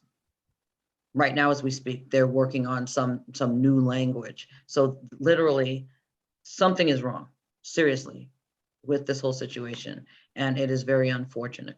So that's it. Thank you. Thank you, Karen. Sid? Thank you. I'd like to propose a motion addressing this issue. And the motion will be that Granada Hills North Neighborhood Council write a letter to Councilman Lee, head of the Department of Parks and Education Arts, and to the mayor detailing the interference. And if I get a second, I'll discuss it more. That's, I think, since it's on the agenda, we can take an action regarding this. May I interrupt a second? If the council is going to take any action that you in any way discuss the issues of the NPG, I need and I will recuse myself from that again. I do not want to be a party. I do not want to, at this point, continue to give anybody fodder for this issue. So I just want you to share with me before you go down there so that I can do that. As far as the recusal side of this goes, it's a matter of policy and procedure. So I don't have a problem discussing recusal, but I have a real big problem if there's anything going to be said with regards to the merits of the NPG itself. It's something I can't participate in, and I think you all understand that. Okay. Thank you, Brian. Alvin? Yeah, I have to, I have to echo what, Brian's frustration and, our vice president's frustration. We started from taking a part of this discussion to committee. And, this is something that, is owed to the stakeholders. And it's, for us to put in all this work, to be following all the right protocols, only for us to hit a bump in the road because of, quite frankly, some bureaucratic red tape that we're dealing with, a lot of inconsistencies now. And then on top of that, for the rules to suddenly be changing when I've been on this board for a number of years, and we have a track record of countless recusals on these matters. So I see this as suspicious for this to suddenly be coming up on an item like this after seeing the history of how consistent this board has been in following protocols. So, honestly, I echo Sid's proposal to write a letter and willing to second that motion. Thank you. Okay. So let's, before we move on though, I guess. Wait, Oscar, let Thomas, me Tom- recuse. wait, let me have Thomas, he had his hand up. Before you go any further, let me recuse myself, walk out of this, because you have a motion that you want to discuss, and I don't want to be a part of that discussion. So I will recuse myself now, and you can, The let me rest- know, Karen can let me know by text when it's over, okay? Okay. Actually, Brian, real quick, if I may, this is just, I wanted to support you. So if you could just hold on maybe just 30 seconds, that'd be helpful. Continue. Brian? Yeah, great. I just want to say, I support Brian. I think, Brian, he did the right thing by recusing himself and additionally physically leaving the meeting. So he left the meeting as well. He did two things. And I think it's ludicrous to have, guidance saying, well, you should have sought counsel to see if you should have recused yourself. It's a moot point. Brian recused himself. He left the meeting. So I think there's something bigger going on. I mean, so let me just take my board hat off. And just as a resident of Granada Hills, which is, where I reside, I think there's a bigger issue, and I don't know what it is, but obviously this methane gas leak was, my understanding is, one of the worst disasters Okay, please, ever. don't Okay. go down that I can't road, go into please. that. Okay, so don't go into that. Okay, so then I will stop it at, I think, Brian, we did the right thing as a board. I echo sentiment of Mr. Waters as well. Before I walk out of this, let me share something that I see. I noticed that after I mentioned Gibson's name, he is no longer on the meeting. I'm out of here. Call me when I can come back. Will do. Thank you. Great. Okay. Okay, if I could just finish. So now Brian is gone. He's recused himself for this portion of the meeting. I just wanted to continue, as a resident of Granada Hills. Yeah, I think there's something, bigger going on. I don't know what it is, but it just seems very suspicious, echoing the other comments from other board members as, rules changing midstream without proper notification to us as a board. That is very suspicious. And again, looking at the aspects of this, I know enough to be dangerous, but every time I kind of attend some meetings outside of this board meeting and listen, roadblocks are just thrown up left and right, that they just don't want the secret out of what happened on that hill. And I'm very concerned about that. And I don't want to, think that the greater Los Angeles is trying to, sway somehow of not moving forward with, the study, but I've got to be pretty suspicious about that. And it's just, too coincidental for me. Thank you very much. Thank you, Thomas. Alfredo. I think we're back to the motion now, no? Yeah, I think what I wanted to ask was, did the motion that was rejected by them that he was not being a part of, did that come through outreach committee, and is he part of that committee? Is that maybe one of the reasons why? It started with, if I may, Oscar, Go ahead. it started where we had it on executive committee and the city clerk rejected it and said it had to be reassigned to outreach. So the outreach committee, at pretty much the drop of a hat, held a special meeting to include the partners who were involved to understand what was happening, what kind of outreach they needed, to do our diligence and move it forward to the board vote for our April meeting, which we did, and the board voted to approve it. 3 weeks went by, and then they told us that it couldn't be approved because Brian hadn't consulted the city attorney. And I said, well, he recused himself, and they kept saying, well, that wasn't enough.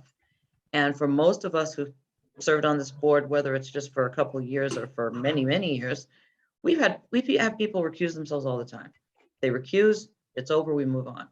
With this issue, specifically connected to the Aliso Canyon gas leak, all the elected officials are running to their corners and hiding. I'm going to call it what it is, my fellow board members, because we had the current supervisor who did just take over this district is not interested at all. And I wrote an email, which I think I copied you all on, and with making a comparison to 9/11. And I received response from stakeholders and absolutely, naturally, no response from them. But it was about the public.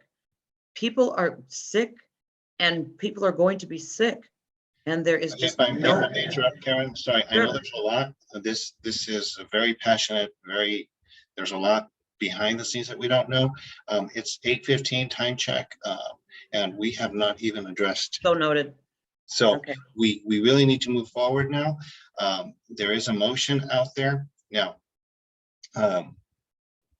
Well, just let me, as a maker of the motion, expand.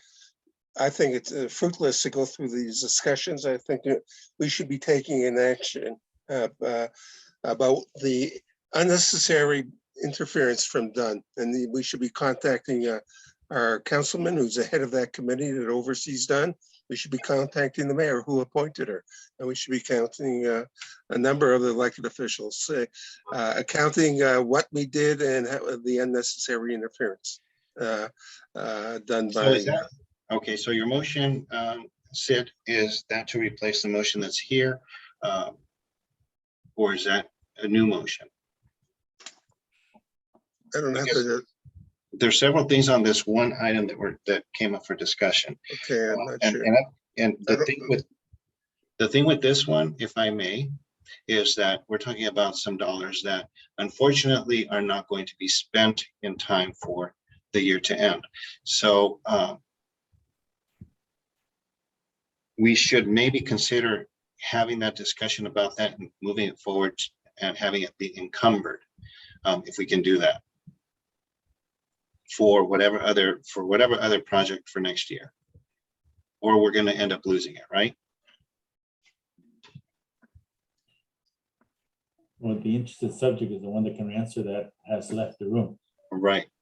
So the okay. Well, what I question is- propose, Oscar, noting the time, is why don't we withdraw? So we have to vote to encumber the funds, and then let's move this to Citywide Issues Committee for the formal letter to be prepared, and then we can review that and send it off. How does that sound? So that we can keep things moving. Yes. Yeah, because the approval of the motion here is just approving the funds. If Sid is gonna take over to address something, that would be something of a procedural thing for us to request for future, because this is not going to be affected by this. I feel it's not going to. I agree. So we should vote on it. So, wow, I'm all confused now. Okay. So we'll vote to the first thing encumber is, the funds. so the first thing is let's vote to A motion to approve the motion. To approve or encumber funds for, okay. Yes. So let's take a vote on this one. Do we want any further discussion on this actual motion to encumber those funds? Okay. I don't see any. So let's take a vote on this one then, on item 1. Okay. And then we can talk about semantics or logistics with Brian as to what needs to be done in order for that to happen. Okay. And actually, you could even text him back, because the next item is not really going to affect him. Yes. Okay, we'll do. If you don't mind, Karen, thank you. In the meantime, I will. In the meantime, I will take a vote on this item then. So, any opposed? State your name, please. The point of order. Yes, sir. Since it's involving money, don't we have to take a roll call vote? Roll call vote. Well, okay, Yeah. so let's wait for Brian then. So, because maybe you're right, it probably does. No, but Brian can't vote on this though. I think it involves money, tying up money. I think it's prudent. Yeah, we can bring him back because we're not discussing the matter anymore. We're just Okay. discussing encumbering the funds, which is in his purview. Okay. But I think the idea is for him not to hear for future repercussions of ill feelings of, I think he's not supposed to receive. We're the still vote. discussing it.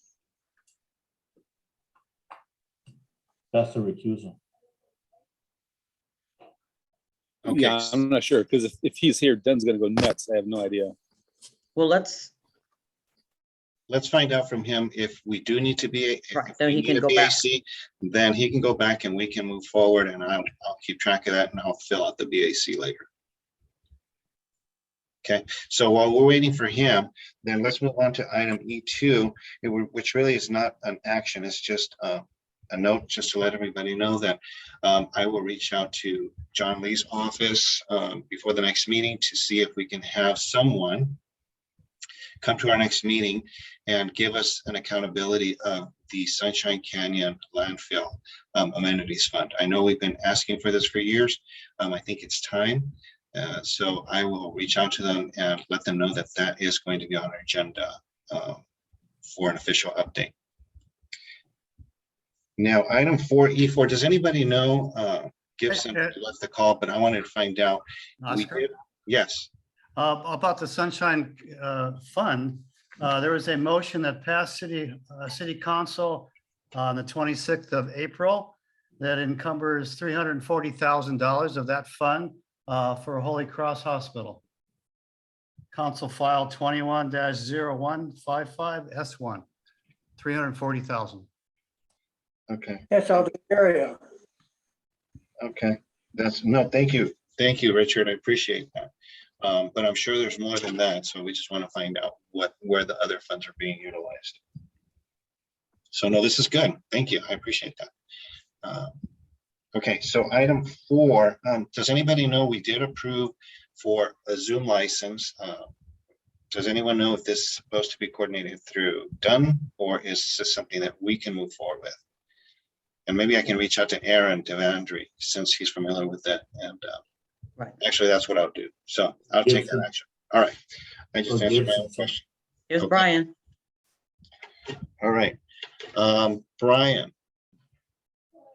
So you've been called back because the question here is for item 1, to move these funds or to take a vote to encumber them for next year. Does that require a BAC? First of all, no. You can't encumber them.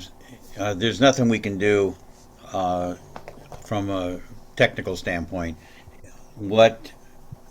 If there is going to be any further action on this ever, it would have to be a new process started all over again and addressed that way. So as far as this goes, you should at this point kill this whole concept for this year and wait till July to see if any new actions are taken. And that'll give us time to figure out what the hell the city thinks they're doing. Okay, so we'll just pass on this then? This item? Okay. Can I actually ask a question? So I get that. What if we just cancel this completely? Would we have enough time to reinitiate it and have just a special meeting before fiscal year ends, or is that just not enough time? Let me to them. I just don't know if that's possible. Let me leave again, and let me ask you to recognize Craig, and I believe he can explain to you the process and what needs to be done. But I don't want to be involved in that discussion. Okay. Okay, I just thought it was logistics, but I guess that's. But I understand your question. I just can't address it. So. Understood. So let me leave. Recognize Craig because he is out there. Yeah. No, he's on the call. Yeah. Okay. So, I'll be back. Craig, if you can unmute yourself, please. Yes, I unmuted. Thank you. You cut the floor. So did you hear everything Brian said? If you can give us kind of an update in terms of what is required for that so that we can determine if a special meeting can be held in time for the year. The position probably is in the best regard to really trying to get something actionable out of these efforts is probably to defer it to the next fiscal year because of the stipulations about the period of time in which the funds need to be used. So if we were to run like crazy and get something done this fiscal year, we might not get anything done within the fiscal year. So to be most effectual, we're suggesting that we let the fiscal year run and reintroduce a new NPG that accommodates all of these very interesting constraints the LA city has now put on us, on you, and move from there if that would suffice. And by the way, I'm incredibly humble of how active this neighborhood council is in the Aliso Canyon blowout, and have an appreciation for let's get to some real answers. So thumbs up to you guys. No, then thank you for all your work. Thank you, Great. Greg. We appreciate it. Okay, so there we have it. Thomas, is that? Yeah, that answers that does. Thank you, Oscar. So I Thank think, you, Greg. again, moving forward, so we can keep things moving, it's again, time check 8:30. We will just drop this item, and should it come up again next year, we'll address it then. The other item that came up is that we will have Citywide Issues Committee come up with a motion or letter to address this issue with Councilmember John Lee and any members of the city as needed. Does that make sense? And we're all okay with that? Okay, all right. Let's move on then to item F. Motion to approve the following board meeting minutes. I did email that out to everyone earlier this morning. I hope you got it. I hope you looked at it. If not, I'm happy to share it with you so we can take a vote. Any questions or comments on that? Do you Motion to want to bring approve. Brian back in, and I'll mute myself? I'm sorry, what was that? I was just curious if you wanted to bring Brian back in, if you have moved Oh, on. yeah. Hey, it's the least I could do to help you guys. Take No, care, thank everyone. you. Thank you. I texted him. I appreciate it. We did the same thing last time when he recused himself, and we actually I mentioned in my email that that we actually forgot to call him back. That happens to Brian at every cocktail party he's used to. So Thank you, everyone. Okay, so let's see. So any comments or The coast is clear. The coast is clear. I think Karen made a motion, and I'd like to second that. to approve it? To approve? Yes, Excellent. correct. Okay, so we do have motion and second. All right, so I will then move ahead and take a vote. Any opposed, state your name. Okay, I hear none. Any abstentions, state your name. I hear none. Okay, any in favor? Well, that's by default, then everybody is in favor of it, okay? So this motion passes unanimously. That is with 13 members. Okay, excellent. Thank you, everyone. Let's see here. Oh, I don't want to do that. What am I doing?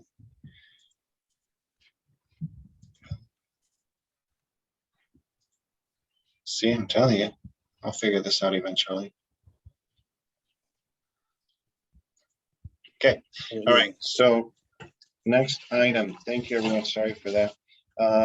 Discussion and motion to approve the following MPGs. And I wanna say, I thank you for your patience for those who are attending here on behalf of these motions, these MPGs. Again, thank you for your patience. I know it's a bit longer than you probably had hoped for. So let's move on to the first one. Devonshire is solid for an amount of amount up to $5,000. Again, these documents were shared with everybody. On Saturday, they were emailed with the agenda. So for this solid, I believe it's We have Tapio. Mr. Cartiala, right? Did I I'm pronounce here. that Can you all correctly? hear me? Yes, we can. So Okay. go ahead, you have the floor. Great. Thank you for having me. And first, I want to thank you. You supported us nicely for the gym renovation project at Devonshire. And thank you to those of you who helped us on our very successful pancake breakfast event on Saturday. Looked like a fun event. People were acting like they just got out of jail, I think. So anyway, first I'd like to just do a share screen, and I have a PowerPoint presentation that will probably answer most of your questions very quickly because I know you're all pressed for time right now. So let me do that. Does it allow you to share it? Oh, no, If it not, says. hold on. Let on me this- let me make you co-host, and then you should be able to do Okay. that. Okay, I'll try it again. All right, here we go. Very good.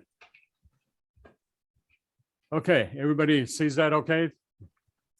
Yep. All right.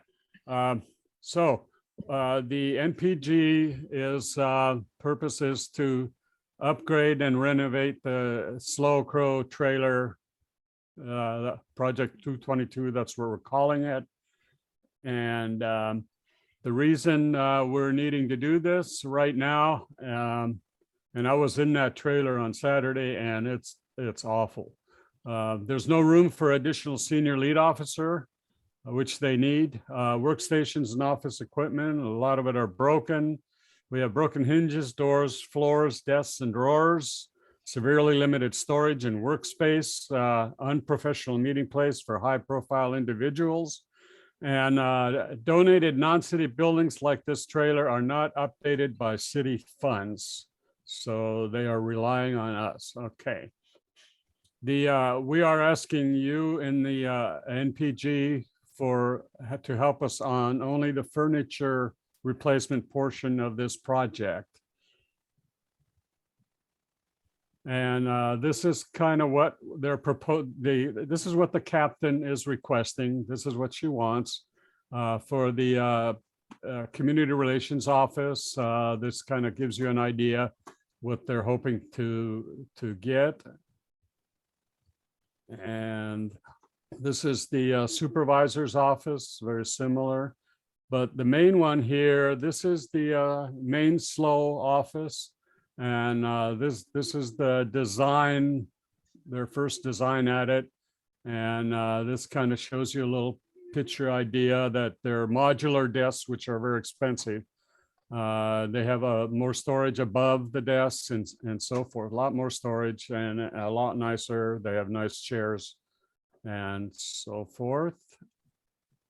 Okay, here's the total project cost for you. Furniture is going to be $48,488. Installation of that is $5,699. The remodel part is $7,050.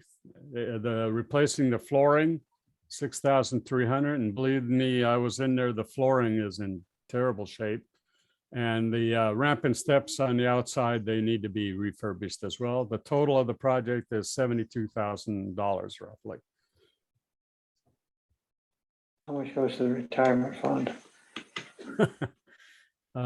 Okay, the current SLO offices, this is what they look like right now. As you can see, it's a mishmash of all kinds of different furnitures, and lack of storage space is very evident throughout the room.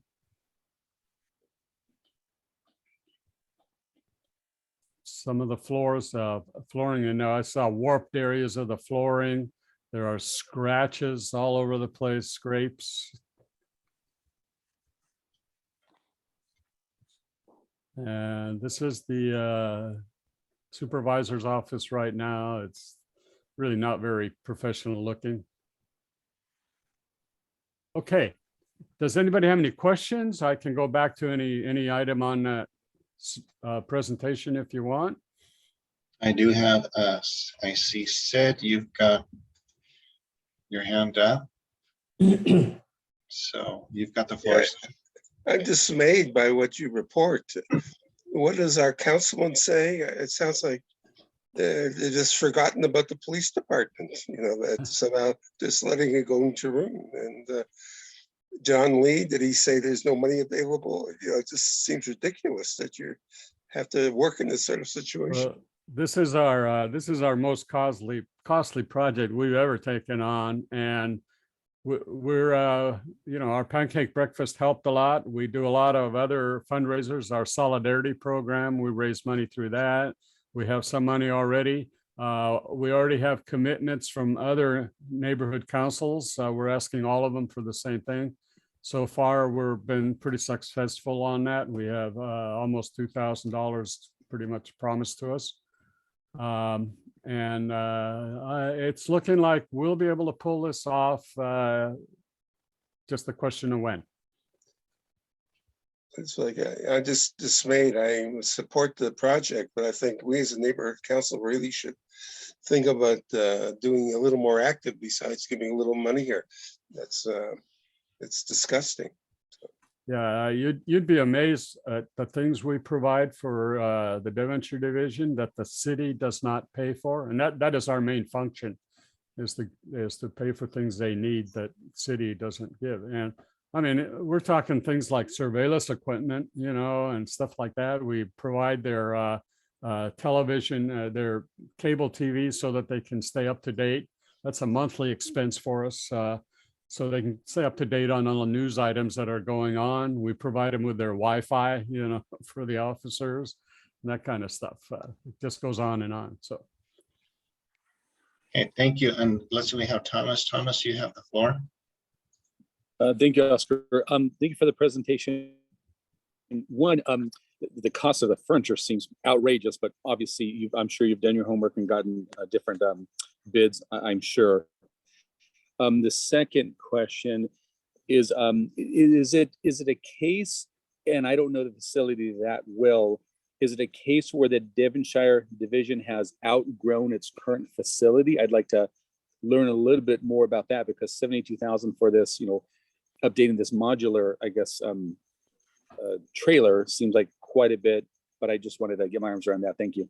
Well, I really don't know if they've outgrown it or not. Our function is to provide the captain whatever she asks for, or try to anyway. We don't get involved with the design of it, and we don't, we pretty much try to do what she requests.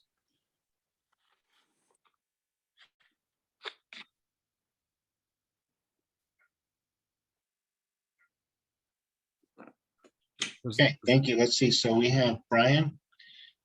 You have the floor, and then I think we can probably. Yeah, I happened to see this presentation at North Hills West, and I was quite appalled at the response that some people at North Hills West were taking, and the attitude about this. And one of the questions that they asked was, I don't see any desks. I don't see any desks on the list. And they provided, I don't know if it was in this one because I didn't see the whole thing, but there is a complete list of all the items that they are buying.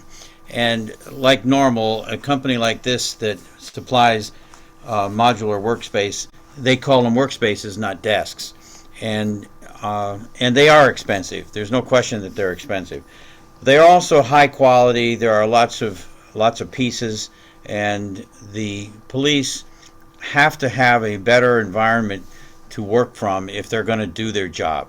I mean, that's just, unfortunately, that's my opinion, and this is a much better environment for these trailers. They're large trailers. They're permanent trailers. They're not mobile trailers, as someone might think. But the fact is, Solid, I've had many arguments about Solid in the way they have asked for NPGs in the past. But this one is one of the best presentations and the best delineation of what they want to do I've seen. It is a professional presentation. It has been done well.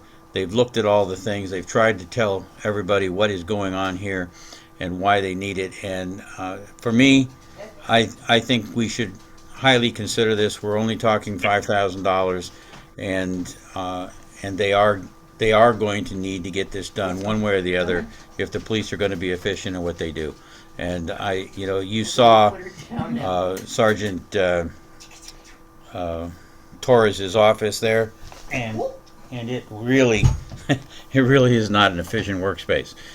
Coming from corporate structure, believe me, I'm appalled at what I see they have to live in. So, indeed, I'm going to suggest that we highly consider this, and I will vote for it. Thanks. Thank you, Brian. One more, and then let's again time check here. Karen. Oh, I'll be very fast. Thank you, Tapio, for the wonderful presentation. You're welcome. And I encourage full support for this, that we have a wonderful division and wonderful officers. So I encourage a yes vote. Full price. Thank you. Can I take this share screen off now? Yes, you may. Mr. Cartiella, I want to say thank you. Again, I also agree with Brian. This is one of the best presentations we've seen for an MPG. It's very detailed. So thank you. And I want to apologize that I could not make the pancake breakfast. I was hoping to do so, but for conflicting We did very well. Thank you. some meetings that I had. So thank you. But I want to echo Brian and Karen. This is important. This organization is very key to our community. So I firmly support this as well. So with that, Brian, I think if everyone, we can move forward. And do you have the BAC? Yes, I do. I'm ready to go. All right. So taking the vote on the $5,000 for solid, I am a yes. Brian. Karen? Yes. Sid? Yes. Oscar? Yes. Alfredo? Yes. Ralph?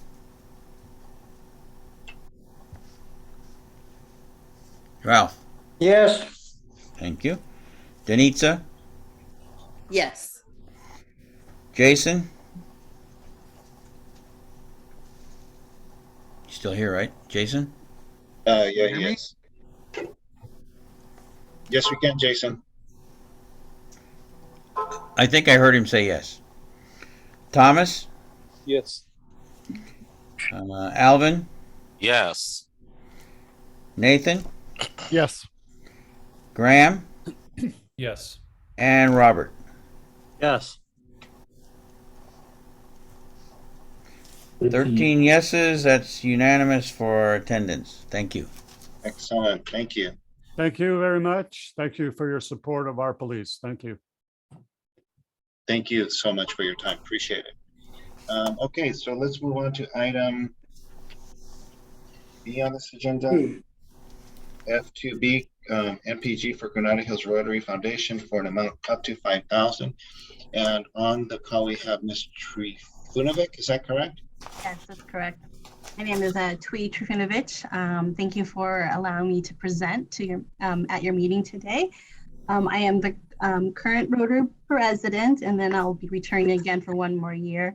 I don't know if all of you are familiar with Rotary. We're an international community service organization. We provide support to local and international causes. We have actually 7 areas of focus, basically like basic education, literacy, maternal child health, peace and conflict prevention, disease prevention, water, sanitation, hygiene, community and economic development, and support the environment. What we're known for is trying to end polio. So we're down to basically 2 countries, and there were only 63 cases in this past year. But at a club level, each year, the presidents have an option to focus their energy and where we want to have a significant project. And we've always given back to the community through other programs like our scholarship programs. We help with YMC Thanksgiving Basket. We help with Men and PALS. So we do give back to the community a lot. As for me, as this president this year and then coming in for next year, I would like to focus my significant project on children and education. So we already have like a couple of items that are in place. We have the scholarships that we give out to high school seniors. We also give out scholarship to foster children. We also do backpack packaging to certain nonprofits in the area. So, so this coming year, my new, what I would like to do is do a teacher mini grant. It's up to 200 per teacher. They could range from 75 to 200 per teacher. And I do have an application that I will be sending out to the principals so that they could send it out to their teacher. And then the teachers fill out the application and they'll submit it back to the club. And then we'll have about a 5-member committee who will score the applications. And then with those from 1 to 10, and 10 being the best.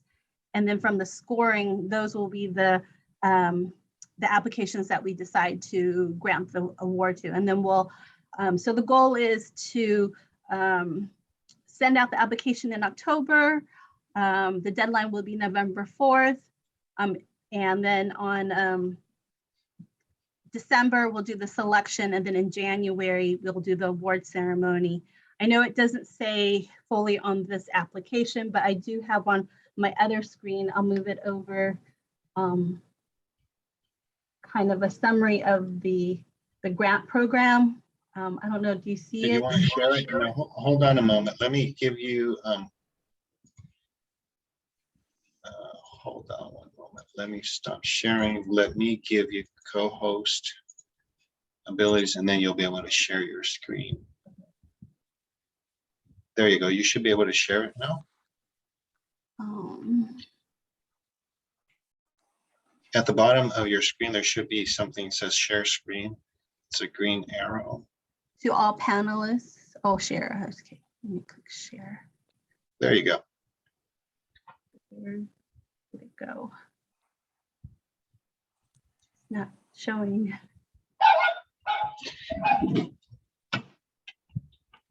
Do you have, click on, if you scroll to the bottom, you should be able to see your document that you want to share. Let me move it over to this other screen and see if it, I have 3 monitors, I'm at work. Oh. There it is. Okay. So let me make it so you can see more, zoom in. So this is kind of the description of how we're going to do it. 75 to 200. I know I only indicated high school, middle school, but I would like to expand it out to elementary school teachers also.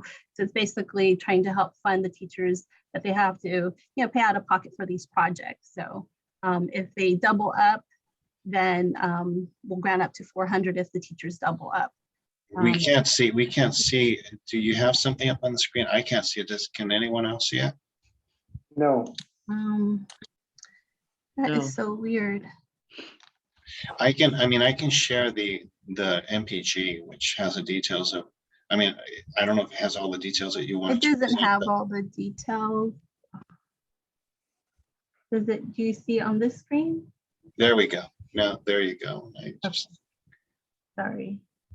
There you go. Okay. So this is the mini grant application that we'll be sending out to the principals, and then the principals will be sending it out to their teachers. And then on the right will be the application process. From there, the timeline is send it in to us by November 4th so that we could then make our selection. We'll have a committee. This is kind of like a summary of timeline that when things will be happening. So essentially, I'd like to award about 25 teachers and roughly about 30 kids per teacher. So we're going to impact about 750 kids in our community. So that is the goal of this grant request. Do you have any questions or Okay, concerns? thank you. So before I open the floor, I do want to say thank you for this. My daughter is a teacher, and I know the challenge she faces trying to get supplies, and we've had to step in and help her, buy supplies for her class and for students. So I know the challenges, as I'm sure many of us do, the teachers have to face when it comes to money. So thank you for this. And I just want to let you know that I firmly support this MPG. With that, I will open the floor to Mr. Hartfield Thomas. You've got the floor. Thank you. Yeah, I've got a couple questions for if it's a Thoy, I'm not sure how to pronounce it, but like tweet, like the first TWEE. question. Got it. Okay, thank you very much. Appreciate that. Actually, two questions on the amount. I just wanted to be reassured. Can you clarify of that $5,000? Will 100% of that 5,000 be repurposed in Granada Hills? Is that correct? It's going to remain here? Yeah, so I do want to allocate that 5,000 that I'm requesting from your council in the boundaries of Granada Hills North Council. So there are, Kennedy, Frost, and there's a bunch of elementary schools like El Orway and Van Gogh, and then there's some private schools too that we would like to support, like Heritage and St. Euphrasia. So it will definitely be within your area, and then I'm going to try to present it to other neighborhood councils and get them to support the program, the teacher mini grants also. Okay, great, thank you. A follow-up question on that is of that 5,000 to be, via these grants to the teachers, are there any on your part or Rotary part, any fees, surcharges, anything that's of that nature, or is it just dollar for dollar will go back to these teachers' hands? Dollar for dollar, That's my because question. we will be hosting the award ceremony that will definitely be coming out of the club's money and maybe part of the foundation, just depends. But for sure, definitely, I will leave the 5,000 for teachers only. Okay, so I just want to clarify on that. So hypothetically, if this were to pass the $5,000, there's no, on your guys' side, Rotary, International, whatever, any fees or commissions or sale charges or anything of that nature that is going to be $4,900 or $45,000 ultimately to the teachers. I just want to understand that because I'm not sure how Rotary works. Or administration fees, anything of that nature. No, there's no administrative fees. There's no, because pretty much club is where we run autonomously. Okay. So we can divvy the money out however we want to. There is no, it's not going to international, it's staying locally. We do get support from district, which is like made up of 60 Rotary clubs in the Los Angeles area. And we can always use this to get more money, this mini grant project to get more money and to support more teachers. But there is no like admin fees that will be deducted from the 5,000.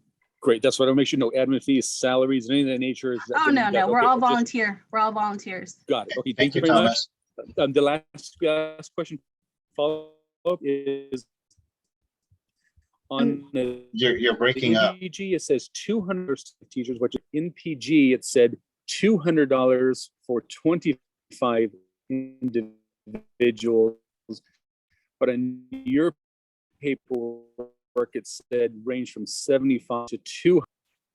Yeah, it just depends on what their grant application. So if it's, if they're asking for 75, 200, so it's vary. So it was more kind of like, 200, but I got a little bit more specific because other Rotary clubs do this also. So I'm kind of mirroring what they've done. I'm trying to bring it to our area. Okay, I just, like I said, I don't want to be a stickler for the rules, but I don't know if your paperwork is not matching what you submitted, then there's a conflict. That's what I was trying to get my arms around. Got it. Okay. I could, I do understand that it's not matching. So we could definitely keep it at 200 and modify the application process. Well, I'll defer to Thank Oscar you. and Thank you know, you. how it works. Okay. Yes, I need to move on. Thank you, Thomas. Brian, you've got the floor. Okay, I want to go on record as saying that I absolutely support this. However, with the things that are going on right now, with the rules that we have been given to work with over the years, one of the things that we are not allowed to do as a council is to pay individuals. That is a technical problem that I think we need to get an answer to from NC funding if they would accept this. Anytime we give money to an individual of any kind, we know we're giving money to an individual of any kind, it's considered a gift of public funds. And unfortunately, I think we have to be careful to make sure that this is not considered a gift of public funds. Having said that, I don't have a problem with the whole thing as long as that flies. So that's my caution. And obviously, with the current things that are going on, I have to be very careful myself to ensure that I don't knowingly break the rules. So that's my comment. Thank you, Brian. Good point. Yeah, I could always modify it, not write it out to the teacher and write it out to the school, and then have the school kind of then reimburse the teachers. Yeah, I have to add that the fact is, once you give money to a 501c3, they can do whatever they want with it, and I know that I've been working with 501c3s and setting them up for decades, but it would certainly be better for us if we were to be paying the Rotary something for something else, and then you do what you want with it. But I think we still need to see if we can run it through the way they have it. The other problem I have, and I should have mentioned this, is when do you want the funds? I understand it's like your year end is end of June, and is that. Well, I'm asking when you want the funds. I would like the funds in January, or when we do towards the end of December, January, because the award ceremony is January 2nd. Oscar, what does the NPG say? The MPG says June, I think. Let's see. I'm going to share it with everybody. Yeah, I believe it says, and then it should have been like 7/23. That's a typo right there to the end. Well, we have an issue. Start date 6/1/22. Date funds required 6/1/22. Yeah, we have an issue because NC funding will say because 7/1 is the next fiscal year. I see. That is an issue on that NPG. Well, so that's the expected completion date. The funding is required. They're saying 6/1. 6/1, not July. 7/1 is when the expected completion date. So completion date, I don't think has anything to do with. No, it doesn't. It doesn't. So does the NPG application include the page that I just saw where you were showing when the funds were going to be distributed? No. Good. At that time, I didn't have. Don't give it to us. Let's just move forward with this, the MPG, and go with that. Yeah, I agree. Okay. Thank you. So Karen, you have the floor. You have your hands up, so you have the floor. Yes, thank you. Thank you, Twee, so much for bringing this forth and working with Millie to get this over. And today actually is Teacher Appreciation Day, and just encouraging board members to support this 100%. It was announced the starting salary for teachers is $42,000 a year.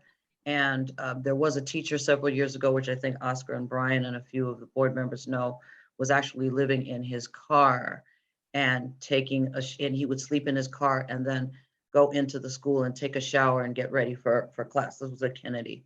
So unfortunately, teachers do have to come out of pocket. So support this 100%. And thank you so much. Thank you, Karen. Alfredo? Yeah, I got a question for you. On your project description, it says that the mini grants will be going to 25 teachers of Robert Frost Middle School and or Kennedy High School. I don't see a Laurel and Van Gogh being mentioned on this, what you're writing on here.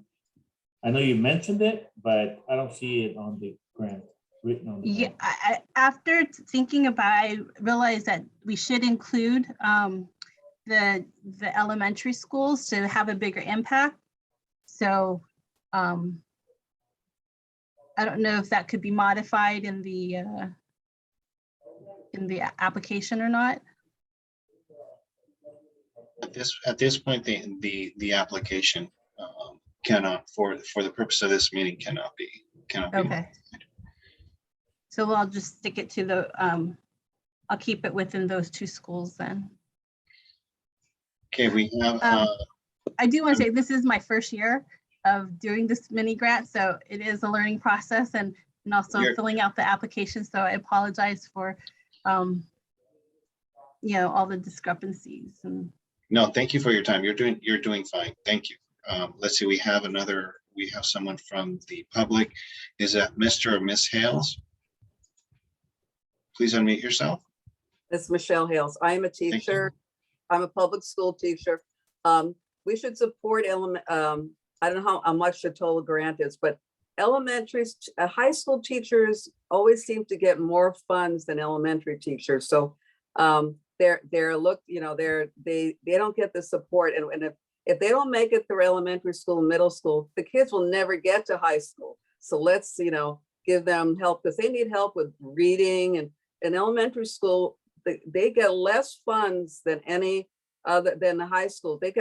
High schools get more money than elementary schools do, for donations and everything. So consider the elementary schools because it makes a difference, and the teachers are not reimbursed for anything. And then even in middle school and high school, but elementary school teachers work just as hard. We're not babysitters. We really work hard. Thank you. Okay, I think let's close this off for discussion and let's move forward, I think, with a vote. Brian, if you can do that, that'd be great.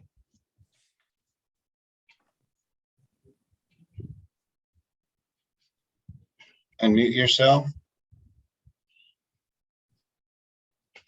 Very sorry. No Okay, worries. this is a vote for $5,000 to the Granada Hills Rotary Foundation. Brian is a yes. Karen? Yes.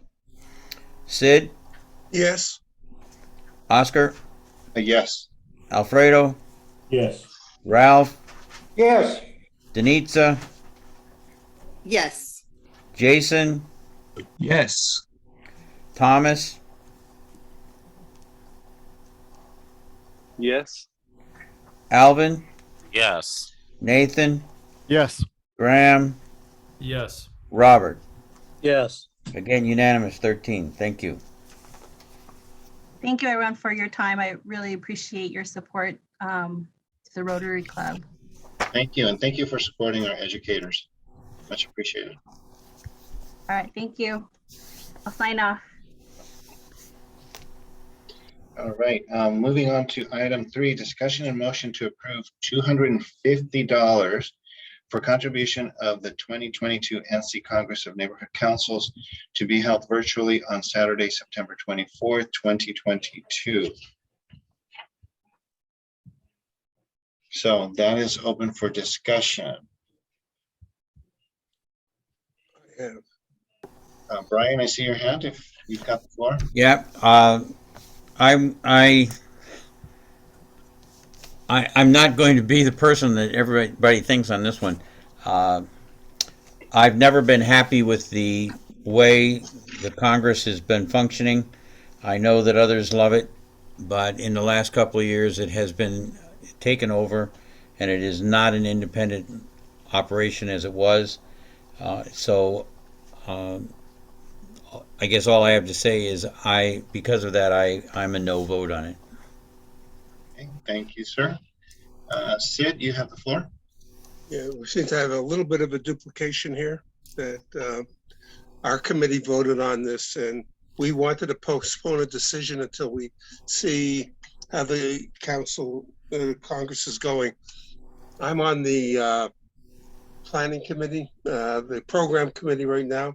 Last year, I was very concerned about how they vetted the speakers And I don't know right now how we're going to vet the speakers. And so our committee recommended that we wait until we get more information about how the Congress is being run this year.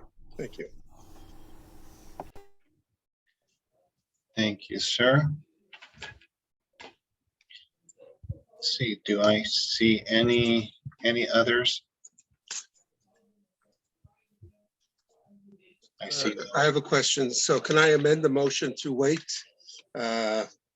before we make a final decision about making this contribution? We're in favor of the contribution, but we want to make sure that it's an appropriate organization. So I would like to amend the motion that we make the $250 the contribution pending report back about the management of the Congress. And would anyone like to second that? Karen, you have your hand up, but there's a motion. Let me get to Brian. I would second that, but okay. In reality, the only reason this is coming up at this time is they're trying to get the money out of this year's funds, which the Congress and the budget advocates, they were allowed to do that. Take money from this year and use it next year. But they're not going to need this money for months to come yet. And it's in September. So we could just as easily wait and do this next year out of next year's funds. It's not like we're going to be short of funds. We haven't been this year. We aren't now. We won't be able to get there by the end of the year. We'll still come up with $42,000 for next year.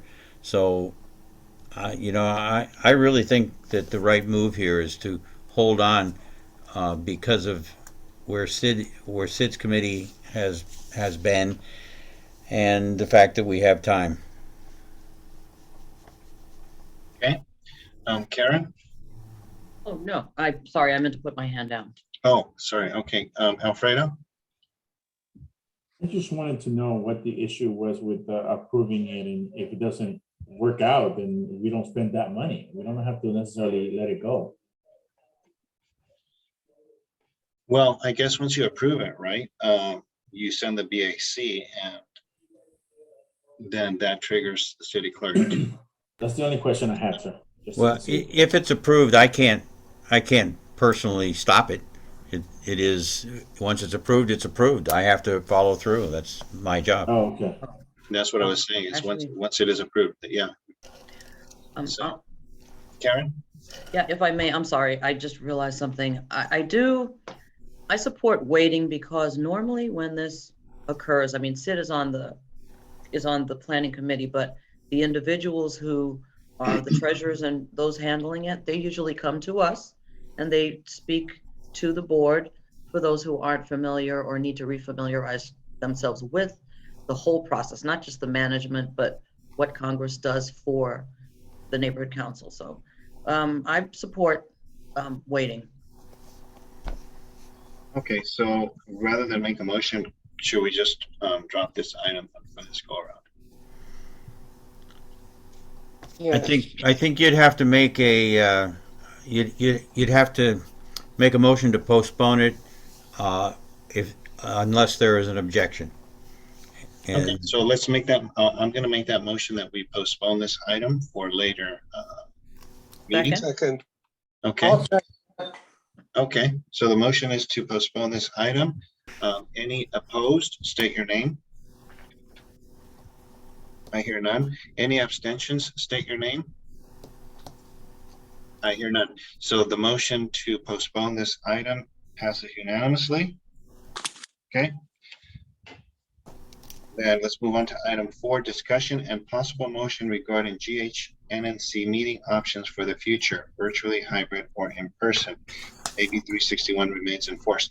Karen, can you provide some clarity on this? So this is basically to determine if we can or if we're going to be required to go in one direction or we have the option. Yes, okay. Yes. So as you all heard, so that I can be pretty quick with this, as you all heard, I was invited back and now Brian has joined, or I think he's going to stay with the virtual governance committee.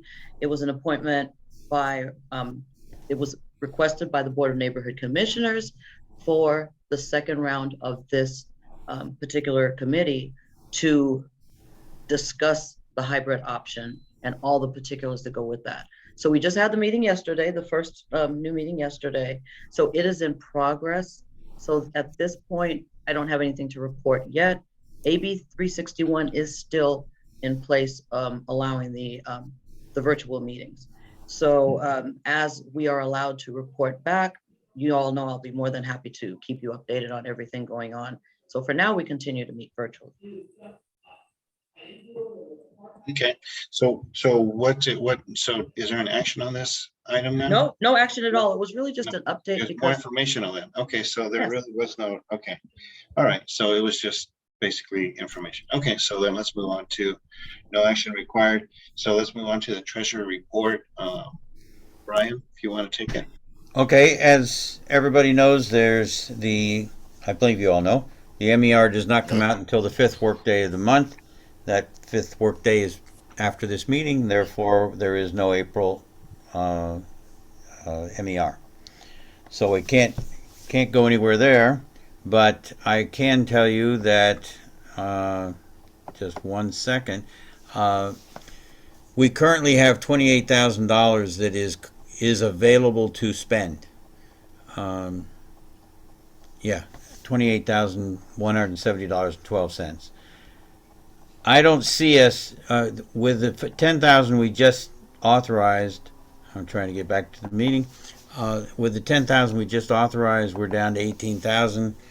If we have a $10,000 rollover, that means that theoretically we could spend $8,000, and I don't see us in the process of doing that between now and June 1st, since this is our last meeting before June 1st.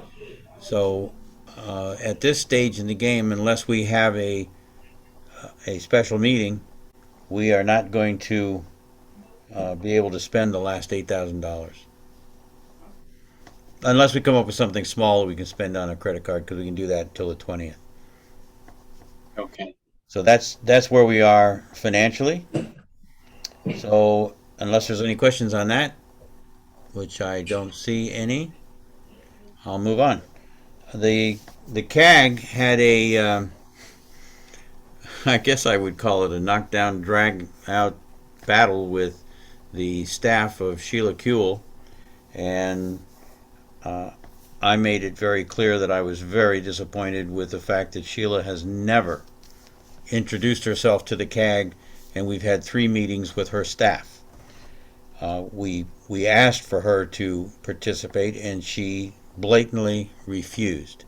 So as far as the CAG is concerned, there is no support in the county, zero, for trying to ensure that a patient-centric clinical study of people in the valley is accomplished, nor is there any interest whatsoever in going after a chemical list from Southern California Gas. 2 very critical points in terms of trying to determine if there is any major damage done, and we know there has been, but if it's going to look like there's going to be potential more damage to people as time goes on. We know from previous exposures such as 9/11 and the Gulf study and Flint and God knows where else, that it takes years, in some cases 20 years, for cancers to develop, and if we don't know what's going on, we're not going to be able to provide assistance to our community. I think that the city, this is a personal feeling, it has nothing to do with any of my associations with the CAG or other. I believe, from what I'm seeing from the actions of the city and the county, that there is a huge concern for liability. And I think they're trying to do everything possible to ensure that they are not found liable for damages to the public that they should be responsible for, they should be caring about, and they should be trying to do something about to ensure that they are protected to the level that they can. And this is a very sad point, a very sad environment for me. It should be a very sad environment for anybody in the valley that has suffered through the Aliso blowout. So that's where the CAG is. The CAG is currently waiting until the selection of the researchers to determine is finalized, to determine whether there is going to be any change whatsoever. But we've been told in no uncertain terms that Sheila is not interested in pursuing any of this at this time. And by the time the agency is selected to do the research for DPH, it will be too late to make any changes. And I find this to be, if I was king, this would be criminal, but I'm not, and so we move on and try and do the best we can. There are options, and I can't talk about them, but there are options. So if there's any questions on the CAG environment, I'll be happy to take them. I believe Sid has his hand up. Sid? Yeah, this is a question. Well, I recognize that Sheila is not helping, but she's on her way out. Have you thought of reaching out to the candidates running for her office to see where they stand on it? There is I'm in a very difficult position here. As everyone knows, I have a relationship with this company, EHR. The CAG is still a function of DPH. It is not an independent body. It works on behalf of and at the discretion of DPH. So at this stage in the game, we are considering, the CAG is considering whether we want to go public with to the media to show them what we are up against and try to enlist support that way. But shy of that, we don't really have much else we can do.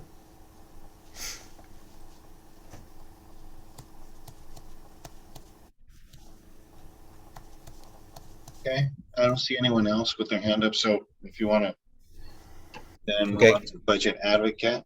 And the budget advocates have just had a meeting with the Budget and Finance Committee today, as a matter of fact.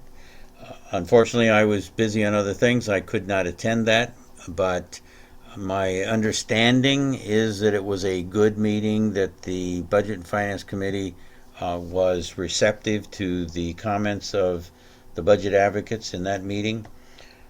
I think it's moving forward. I know the report is out, and I am a little bit remiss. I should have gotten you the white paper, everyone. I will get it out to everyone. It will also be distributed from the budget advocates directly, but I have it to distribute. It is only being distributed electronically, so you will get it in an email. Other than that, all the budget hearings are currently culminating, and everything is pretty much the same as it was presented from the mayor. There aren't a lot of changes, as I understand it. The budget is pretty much going through as it was proposed. Now, I hope I'm wrong on that, because there are some things that should have changed. I do know that the request for done was not accepted in its entirety.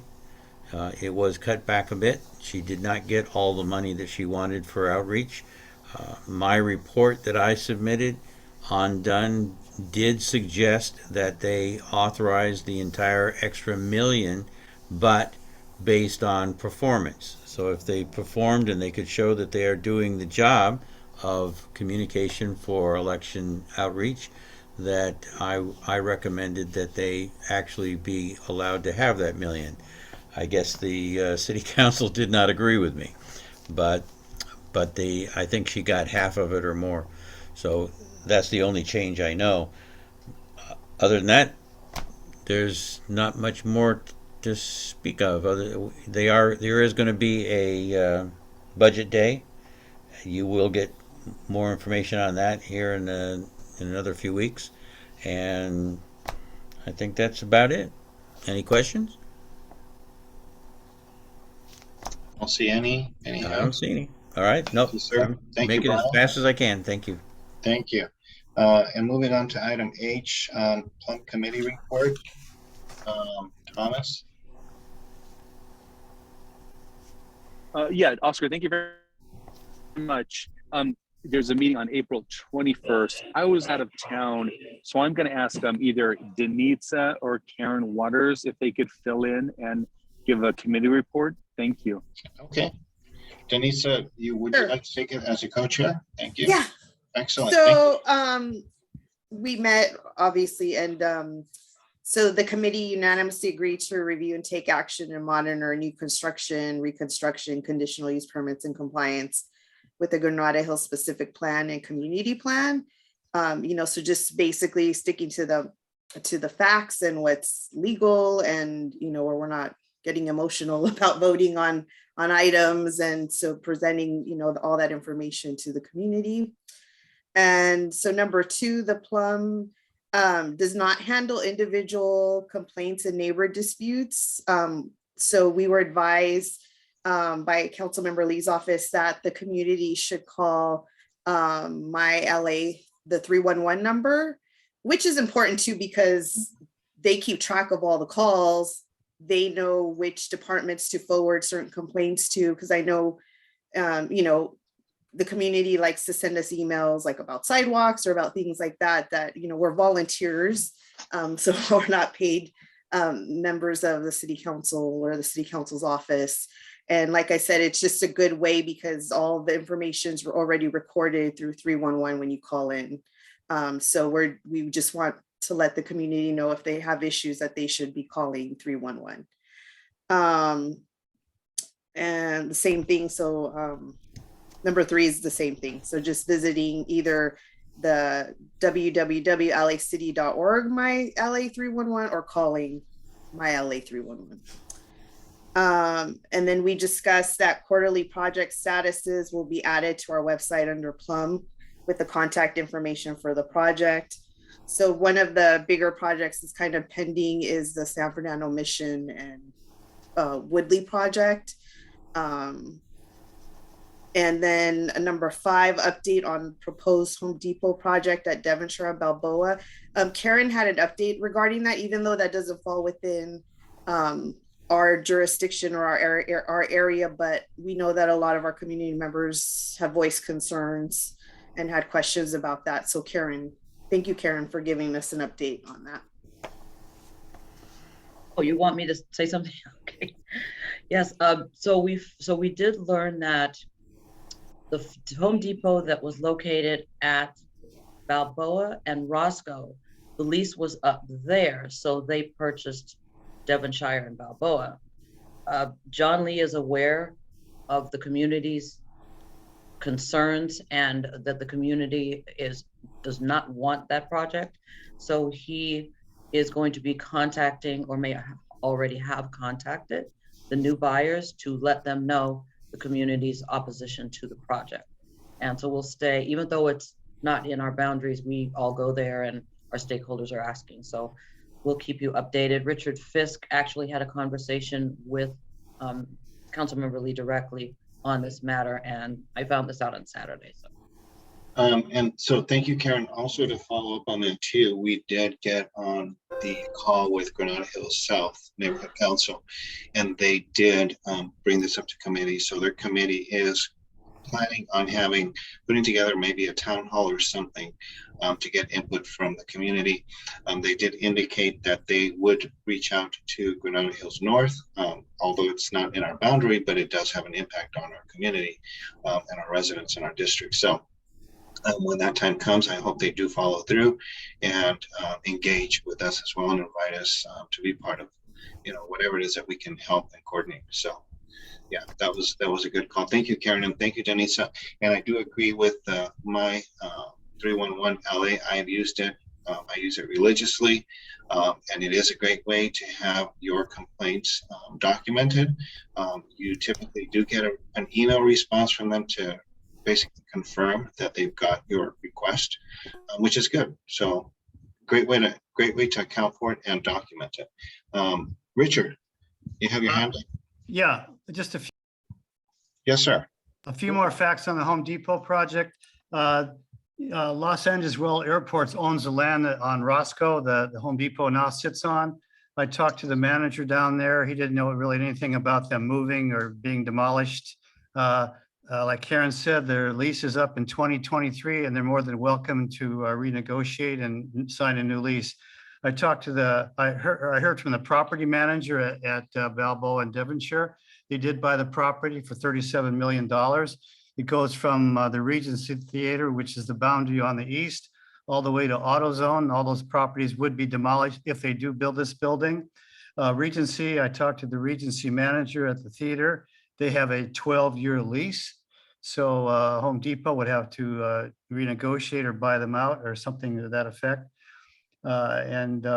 John Lee told me he is against the project personally, and he is contacting Home Depot and have a meeting with them. So the plan of action for the community is to try to convince Home Depot they should stay put. Excellent. Thank you for Thank that, you. Richard. That's great information. Thank you. You're welcome. Thank you, Richard. Okay. Thank you, Denisa, for that update. And Karen, let's move Denisa on. did a great job on the meeting, chairing Excellent. the meeting. Thank you. Thank you. Right. Let's move on then. Citywide committee report. Well, So, am I here? Let me get there. Give me 1 second. Oscar, point of order, weren't we supposed to go to emergency preparedness first? well, no, thank you. I did, but actually, I do apologize. I should not have assumed. Thank you for that. So, Robert, Who's up? where's Robert? Did he leave the He call? here? Yeah, I don't see him on the call He anymore. was here. He was here, but I don't see him on the call anymore. He must have had to. Okay, so leave. then I guess we could skip at that point. Well, that's why I did. No, I'm kidding. No, thank you, Alvin. I appreciate that. I'm kidding. Thank you. All right, so let's move on. Sid, you've got the floor.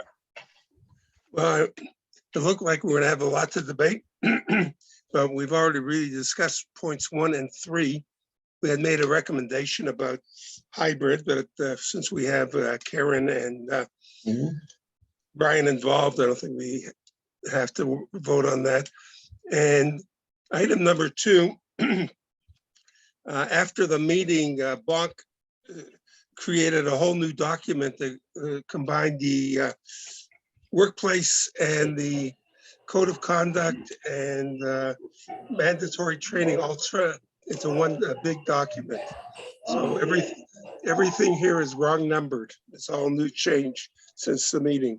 So there was a meeting on Saturday from 2 to 4 where they were just, it's called the red line document. They replaced the whole thing with done in red. And I think you all should have a look at it to see what Dunn is proposing on how to manage neighborhood councils in the future, from rewriting their bylaws to having access to all your emails and public and private, if they feel it's involved with neighborhood councils. So there's a lot of things in there that we have to relook at that we didn't look at last time.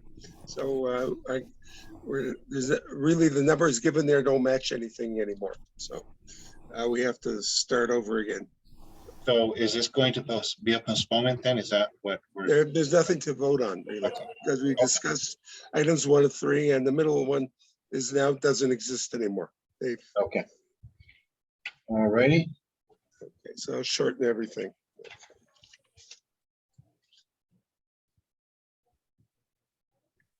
Thank you. So is that, are we good to move on, Sid? Yeah, that's it. Okay, thank you, sir. Appreciate that.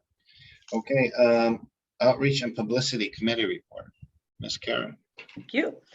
Well, first and foremost, the shred event was a great success. And I just want to go down the line and say thank you to Oscar, Jason, Alvin, Graham, Brian, Alfredo, Ralph even stopped by for a while to visit with us, and Nathan and Preston Lee as well. And also Denitza came by and worked. We all worked together, and it was so good to be together. And it was an incredible turnout. So thank you everyone for taking time out of your busy schedule, and for Brian always setting up and taking down. So great. And then next, I am going to turn it over to Alvin has a quick report on the latest, and then on to Graham.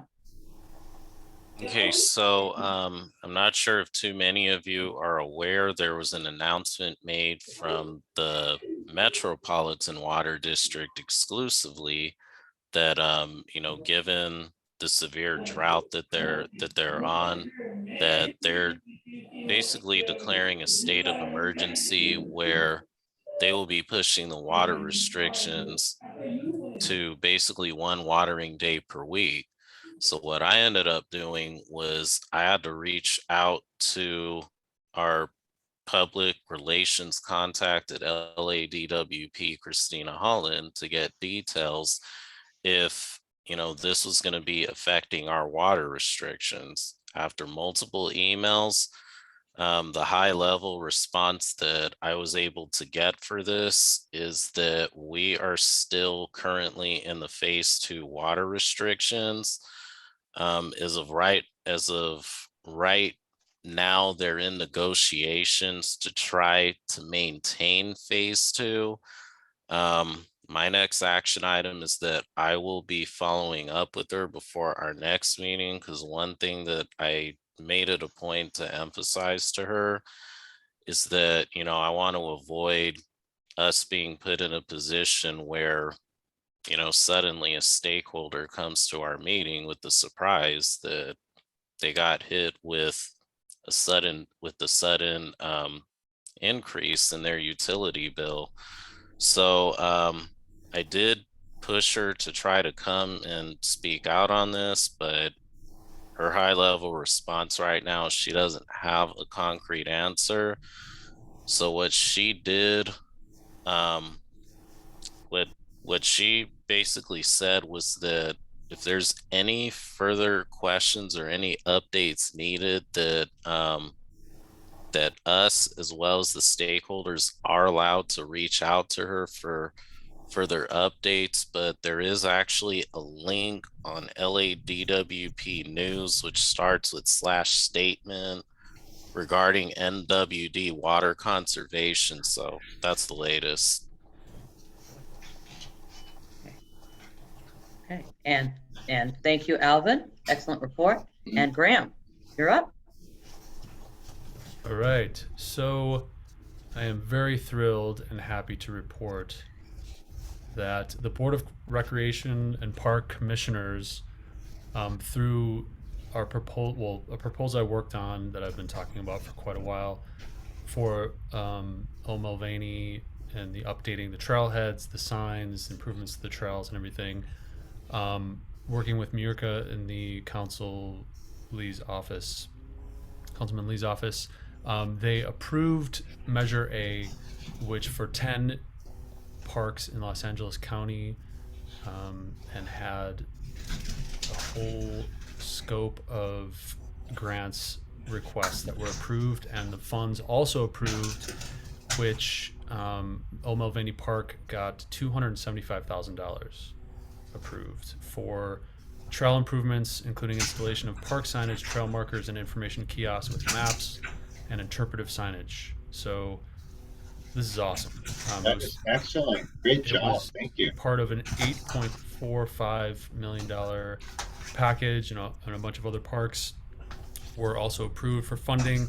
I'm going to send this report out to the board. I haven't had a chance to send it yet, but I will send this out after the meeting so you guys can all see this wrap report. And then the other thing was for Bee Canyon. There's some fence repair and signage that I had brought up before, and possibly bringing it to the council for some additional funding. But Mirka said that that might not be necessary because she finally got a response from them, and they think that there's some signs available to be replaced there, and she's waiting to hear back about the fence repair. But a huge win for Mulvaney. That's awesome, and it should be completed, I believe, in the next. I got to look at this report again, but I think in the next 2 to 3 years. So hopefully it's quicker than that. But I'm also waiting to be in touch. She's going to put me in touch with a representative from RAP to bring before the council and our stakeholders any of the creative aspects of it, or if we could help out in any way in that project and have some input in how the signs look and what improvements they're exactly doing and all the specifics and the details on that. So I'll keep you guys posted on that as well. And that's about it. Congratulations. That is excellent. Great job. Outstanding work, Graham. Outstanding work. Yeah, great job. Thank you. Wow. Excellent. Excellent. That's my lullaby. It's bedtime. Outstanding work. Beautiful, beautiful. It's very exciting. That's so exciting. Big wins are great, right? So a couple other things, just on the fun side, Cinco de Mayo is on Thursday, and we have Mother's Day. So happy Mother's Day to all of the wives and moms out there. And reminder about the Grub Fest on Chatsworth Street. And also a couple of important items that came up. The coyotes, I don't know if anyone has noticed that coyotes are becoming more bold and more comfortable with humans, which never was the case before. So Matt Hernandez from Councilmember Lee's office advised, unfortunately, the way the wildlife department works is if a human is attacked by a coyote, because coyotes are not chipped like mountain lions, for example, the wildlife department will come out to the area where the coyote attacked, and they will shoot and kill the coyotes over a period of days. So that's how they handle that. And then another report that was quite disturbing for anyone who takes a red-eye flight. And this is obviously an aviation, airlines, but sexual assaults on red-eye flights is up. And so just if you know anyone who flies, if it's college students, young people, they just gave some pointers in. Don't announce that you're taking a sleeping pill. Don't announce, oh, I've been drinking in the bar before I boarded the flight and now I'm gonna, get hammered or anything like that. Don't do that, because that's what's creating the problem. The lights go off. The assailant next to the person covers them with a blanket. And by the time they arrive at their destination, it's already taken place and there's no track. It's just a terrible thing. So please be careful with that. And then that's with respect to time. The rest of it I can email to you. But anyway, thank you again. Great job, Graham. And thank you for everyone for attending the Shred events. Thank you, Karen. And yes, thank you. Great job, Graham. That's huge. Wow. And Brian, the Shred event too. Brian, I went over there to help. By the time I got there, he had everything laid out already, tables and canopy and cones and everything. So it was a great successful event. Great job, everyone. Thank you. Thank you once again. Okay, so let's move on then to Public Safety Committee report. Nathan, thank you so much. Thank you, Mr. President. The Public Safety Committee, we last met on April 6th, and we discussed and voted and approved 3 items for today's agenda. So I'll just go down the list. Item L1 is discussion and motion regarding preparing a letter to CD12 John Lee requesting overtime funding for motorcycle and traffic enforcement morning and afternoon, Monday through Friday on Balboa Boulevard, north of Rinaldi. In support of this item L1, Oscar, our president, had circulated an agenda on Saturday, April 30th, and he provided supporting documents that the Public Safety Committee had created. That document is marked or titled as L2.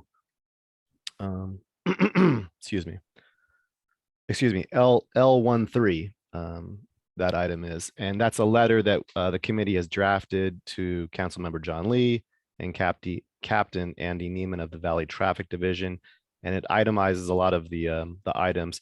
It also includes, I don't want to get ahead of it, but it also includes item L3, which I guess we can discuss in just a little bit. But the letter draft is 2 pages in length, and it was again circulated on Saturday. So with that, I'll open it up for discussion. Sorry, if anyone wants to see it, I'm trying to open these documents. So it's open for discussion. Anybody want to see the document? As Nathan mentioned, they were emailed on Saturday.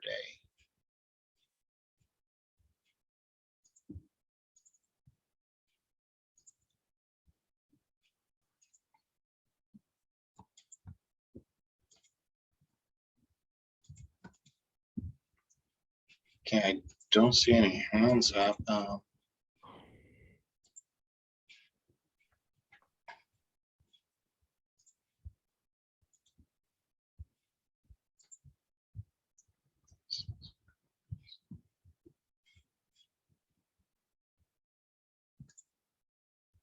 Okay, Nathan, so do we want to move forward with the vote on this, or again, does anybody want to see these letters? It was a great letter. It's a great letter, Nathan. Thank you guys for putting it together. So. Thank you. Okay, so I'll go ahead then, and since there's no questions, take. So any opposed to item 1? State your name. I hear none. Any abstentions? State your name. I hear none. Therefore, this motion passes unanimously. And for the record, it is 12. Robert Moore is absent at the moment. Okay. Okay, we'll go to the next item, which is item L2. It's discussion and motion regarding fences which appear to be too high, which are being constructed on Balboa Boulevard, north of Rinaldi Street, including safety issues and potential referral to the Plum Committee for action to get a city planning inspector out to check. Again, a letter was prepared by the committee and circulated by our president, Oscar Jimenez, on Saturday, April 30th. That letter is titled L2. Yeah, L2 draft. It's in Word format, and there were supporting documents in support of letter L2, which are titled L13 support and L13 support, heights of fences in residential zones.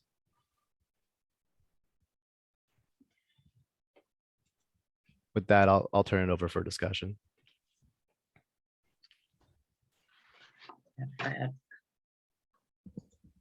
Okay, let's see. Karen, you have your hand up? Yes, Nathan, question for you and the committee was the situation with the fences. I did actually mention this to Councilmember Lee's office, and what I was told is that there's fences that are over 6 feet all over the city of Los Angeles. So there's no way to address something like this. Was there a specific reason that it came up, or was it just specific red addresses, or how did it come to be? Yeah, I'll let Wade address that since this was Wade's. See, Wade, you topic. got the floor. And I do have questions too on this item. Sure. Oh, can you hear me okay? Yes. Okay, thanks. Yeah, well, what happens is, again, we're public safety, and one of the things is that it does block the views variously at some of the intersections with these fences down to the property lines. There's also, we have a history of the LAPD requiring owners to cut their hedges down to the required height because it poses a problem for them in law enforcement, which is not something I invented. The LAPD was doing this. So in looking at what was happening, suddenly we start to see these big plastic fences going up in the front yards in Balboa. Now, we do have regulations that say, hey, the fence should only be so high in the front, certainly not 6 feet. So, I can understand these people doing it because, there's a lot of noise, there's a lot of traffic, and, they're trying to cut it down. But the point was, once you start, and we've started, another one sees it, then another, then suddenly we're looking like some country in the Far East or some other place where you look down a street and everything is to the street itself because everybody's got a courtyard in the front. And that's not what we want. We don't want that for our community. I'm just talking about it is bad looking and it shouldn't be allowed. So the point was, and I got the same story when I called up to try to get some help from the council office. I was told, you file online and that get it, the inspector would come out, et cetera, et cetera. And the council office said, well, if they don't, then you can contact us. But the problem was we were looking at a lot of properties. I think I listed 6 right there in the matter of 2 blocks. And I'm saying, hey, I would like a city inspector to come out. Hey, he can bring his pad with him and he can go through that and he can be done in a few hours and get them to address the problem. So we thought we would do it and a neighborhood council would carry more weight. Okay. But there is a history of requiring people to remove fences that are over height in their front yards. And this area of Balboa from Rinaldi up through just past Midwood up to Norwood Drive has become something of a problem. So that was the reason for us doing what we did. I don't know, does that answer your question? Yes. Okay, Richard? Yeah, the city regulation for a fence in the front yard is 3.5 feet tall. If you call building and safety and file a complaint or an order, which you can do anonymously and you can do it anywhere at any time in any part of the city. And they're supposed to come out and put a violation to the homeowner. Okay, no, That's- thank you. Thank you that's for all that. it's done. guidance. So I do have questions on this because I'm just, for me, the question is timing. Many of us have been residents of this Granada Hills North for years, and I've driven Balboa for 20 plus years, as I'm sure many of us have. Many of these homes have had these fences for as long as I can remember. So for me, the question becomes, why now? Why now is it an issue? Some of these homes that are mentioned have had these shrubs 10, 15 feet tall for years. So my question again is, why is this now an issue? I get there's an ordinance, and I know there's guidelines. My concern, if this is an action that this board takes, is that it can put us in a precarious situation because it's not just Balboa. There's other streets in these neighborhoods. I drove them on Saturday specifically because of this motion. There are other homes that also fail to meet the 3.5 foot requirement. There's a home on Rinaldi, which is in our district, that falls into that issue as well. So the question becomes, if we open this can of worms, then does that mean that we want this inspector to traverse the entire Granada Hills North Neighborhood Council District and look for all those homes? I don't know. For me, I'm concerned that this could put this board in a precarious situation because all of a sudden it's an issue. Yeah, there's 2 factors here, Oscar. Sometimes some fences are grandfathered in, number 1. Number 2 is I don't know technically if they consider a livable hedge a fence. That is a technical thing. So I know a permanent hardware type fixed fence, durable fence is 3.5 feet. But when you have bushes, I don't know if they consider that a fence. That's a technical thing I'm not aware of. So, and that you're right from a technical perspective, and I see a lot of hands raised up. But the question for me there too becomes then, so the purpose of this ordinance is visibility, is my guess. So regardless of whether it's a fence or a hedge, then if it's visibility that's the issue, I don't know that being a hedge should be an exception to that ordinance. Probably not, but one thing, when I had a problem with the building safety, I just went right down to the department, talked to the head supervisor there and across the desk and got my answers. Told me what the laws were and everything else. I told him what my plans were and he said yay or nay, and that was that. So I don't, maybe that's the way to find out. Okay, no, thank you, Richard, I appreciate that. Jason, you had your hand up. You've got the floor. Yeah, I don't know if everybody can hear me. Yes. Okay, perfect. I was just going to say, as far as a matter of security, now with so much crime on a rise and stuff, to tell people that their fences are too tall, and hey, I wouldn't want to hear that myself. If somebody came and told me my fence was too tall, I tell them, you know, sorry, I've got a family at home, and I don't care personally. So I would expect some backlash. I would expect a lot of backlash from people who are concerned about safety. That's all. No, thank you. Great point. Karen? Yes, thank you. You know, Oscar and I actually talked about this, I think, was it 2 years ago? Well, still since the pandemic, and took some walking tours, driving tours around Granada Hills, north and south, other parts of Council District 12.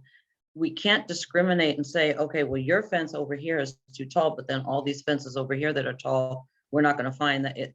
There's nothing for us as a neighborhood council to do. As Denisa reported in the Plum report, any individual who has an issue with the fences can go to MyLA 311. They have so many options there. You can click and you can report it yourself. But for us to take a position, it's not the position that I agree with Oscar 100%. We can't take on neighborhood issues. We haven't. Plum is land use, not appurtenant structures issues and neighborhood disputes and issues. We just can't do it. It's not a good, would never be a good look, and we would definitely be under attack. So I think anyone, if they want to report it, go ahead and log on to MyLA 311 and keep track of your report, because as Denisa said, Plum won't be doing it. Thank you, Karen. Wade, you've got the floor. Yeah, you said, why now? Why did we? I'll take umbrage to your statement that stuff has been there for years. Hasn't been there for years. Some of those new plastic fences are very recent. The one that's around the daycare is only just being built. The one across the street from it has only been there about 1.5 years, 2 years. One of the issues there is those particular kinds of fences and stuff like that are actually creating a safety hazard. And again, the idea for doing it was to turn around, try to get them to come out, because they don't come out. Just, hey, come on out and have a look and stop it. Because as I said, you know, monkey see, monkey do. So the other ones around there go, oh, well, he can put up a 6-foot fence in the front. Nobody's saying anything. And then they're going to do it. So eventually you get them all. And as far as those hedges were cut down. I'll tell you, the ones north of Rinaldi were all cut down to 3.5 feet when the LAPD asked for them to be done, because it impinged upon their ability to do their duties, okay? Because they couldn't see into the properties. And I happen to know that for a fact. And again, the hedges have grown up over time. So it wasn't like suddenly, you know, oh, you know, now we want to do something about fences. It just so happened when going down and looking at them, those fences were also, even though they were hedges, were also oversized. So why should they be excluded and only pick out the guys that had the plastic fences on there? That didn't make any sense. Again, they are in violation of the codes. So it was just an idea to go do. And again, this is our only major highway, our only major one. There are no other ones in Granada Hills. That's it. we get a lot of traffic. We get more traffic on there. We've got over 80,000. We're probably approaching 100,000 trip ins a day there. It's very big. I couldn't even get out to go check one of the addresses. If you have a look, one of the addresses has a question mark on it because I was going to get run over by the traffic that was speeding down. So I want to tell you, it's dangerous out there. Okay, it's dangerous for pedestrians. It's dangerous for cross traffic. So that was the reason we had a special road, a class 3 highway or whatever it's classed as. Okay, major highway. We had construction going on that is not legal. Okay, and is posing a public safety problem. And so we thought, okay, well, we will just bring it. So, you know, that's fine. I did have the same comment from the council office, which, by the way, when I asked if there was somebody in the building and safety that I could address that letter to specifically and ask the council office, they never got back to me. They never returned my call. The information I got was from the gentleman that answered the phone originally, and he said, oh, well, you can file on the thing. But the whole point of the thing is I thought that this was important to the community to make sure that we start eliminating this particular area, get it cleaned up.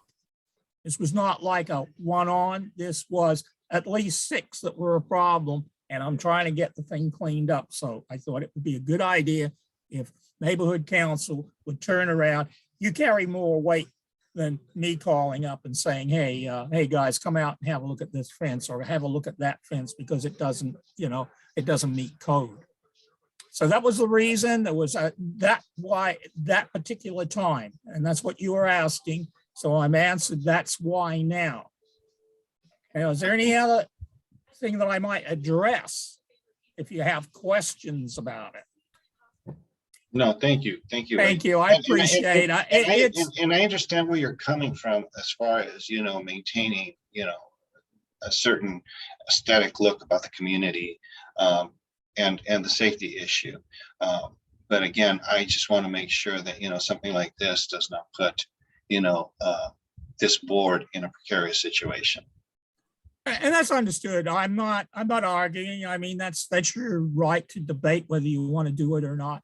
But I just want to make a point that, you know, you're asking why. Sure. And I'm trying to point out that there are real issues here. And I thought that neighborhood council would carry far more weight since I was asking for multiple properties to be looked at in a given area that, you know, you guys would have, you know, as I said, more clout. That's it. If you decide not to, that's fine too. I know how to fix it. You know, but again, I came to you guys first. No, I appreciate it. Thank you, Wayne. Thank you. Let's see, Alvin, you have the floor. Yeah, no, I was honestly gonna just echo the rest of the board that, I mean, I personally wouldn't really feel comfortable with, you know, supporting, you know, pushing this forward just for the simple fact that, you know, I think we have bigger issues within the city. And just like Jason said, you know, the first thing that a homeowner with a wife and kids is going to think about is their safety first. I mean, I get the bigger picture from a 30,000 foot view. Yes, it is ordinance, but at the end of the day, I mean, unfortunately, that's a civil matter.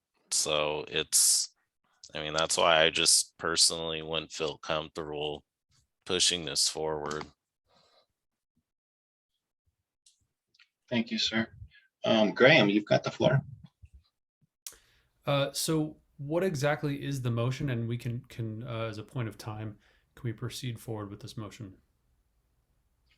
The motion is discussion and motion regarding fences which appear to be too high, which are being constructed on Balboa Boulevard, north of Rinaldi Street, including safety issues and potential referral to Plum Committee for action to get a city planning inspector out to check. And there was a letter prepared, Graham, just Yeah, again. I reviewed that. It just, yeah. I mean, the exact motion of what we're like the actions being taken here. Because there's like, it seems like there's bundled multiple things in one item. I think that the action on this is to refer it to the Plum Committee. I think that's the key thing. Okay, I make a motion to proceed.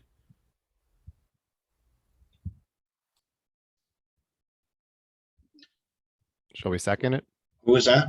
I think Graham made the motion. I made a motion to take a vote. Okay. Can I second it?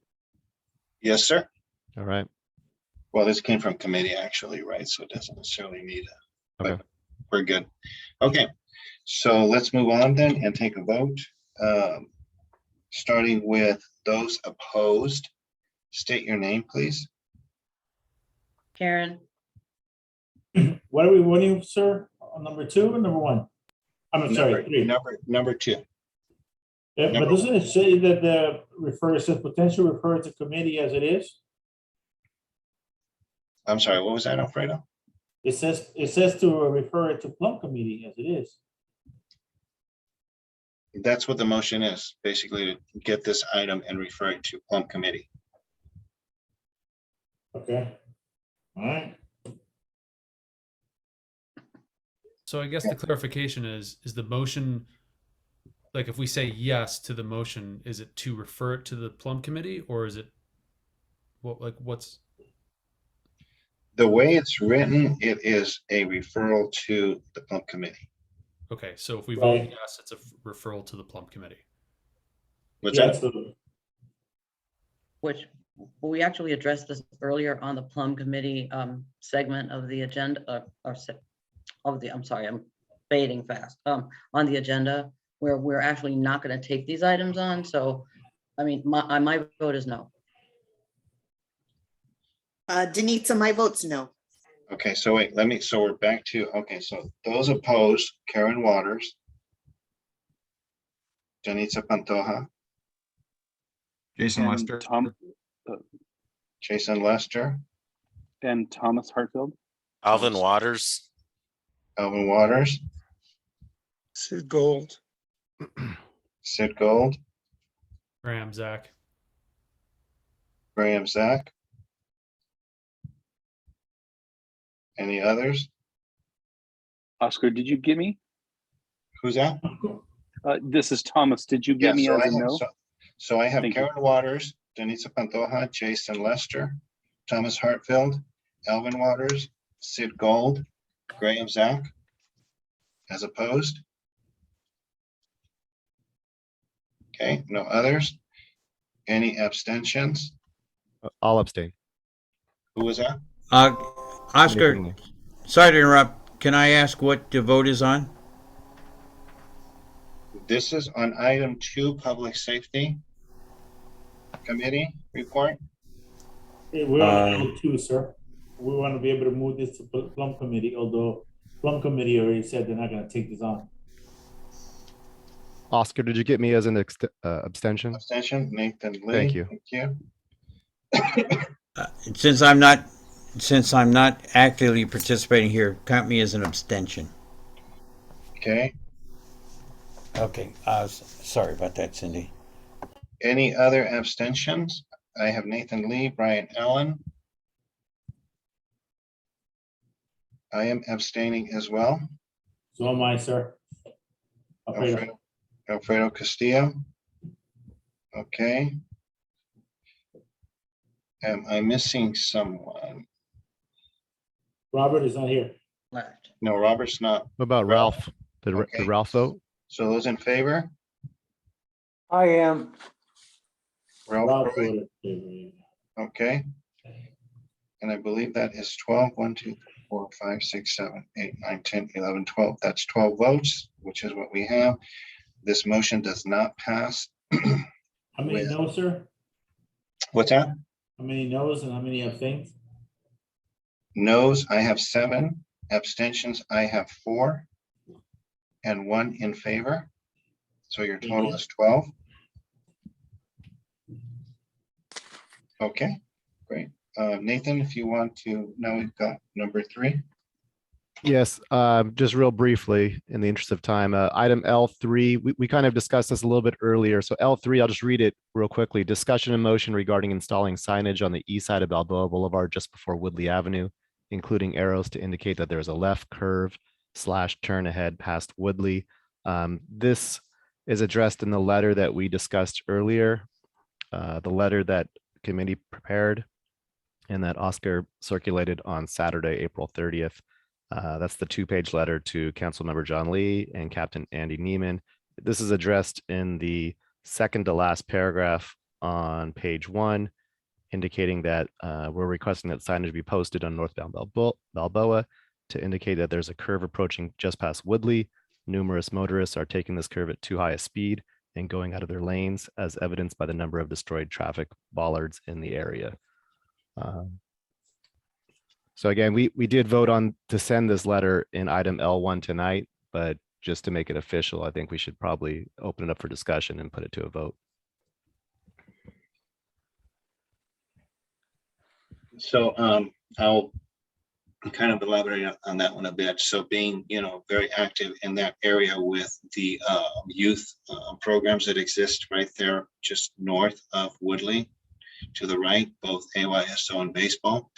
The issue is that there is not signage for travelers going north just before Woodley. And so just beyond Woodley, as we all know, that curves to the left. So with these people who are speeding in the direction of Woodley, once they pass Woodley, they realize that there's a curve. By then it's too late for them to maneuver properly and safely. And I've seen one too many accidents in that area. As a matter of fact, several years back, a traveler could not maneuver and went straight into the ditch, the dirt ditch right there, where there's a driveway into that facility, and they hit this huge boulder. I mean, they must have been traveling at high speed. That boulder, ended up in the entrance to the facility. And at that time I was commissioner, so I was called to go address it and had to get a tow truck to actually remove the boulder out of the way of the entrance to that facility.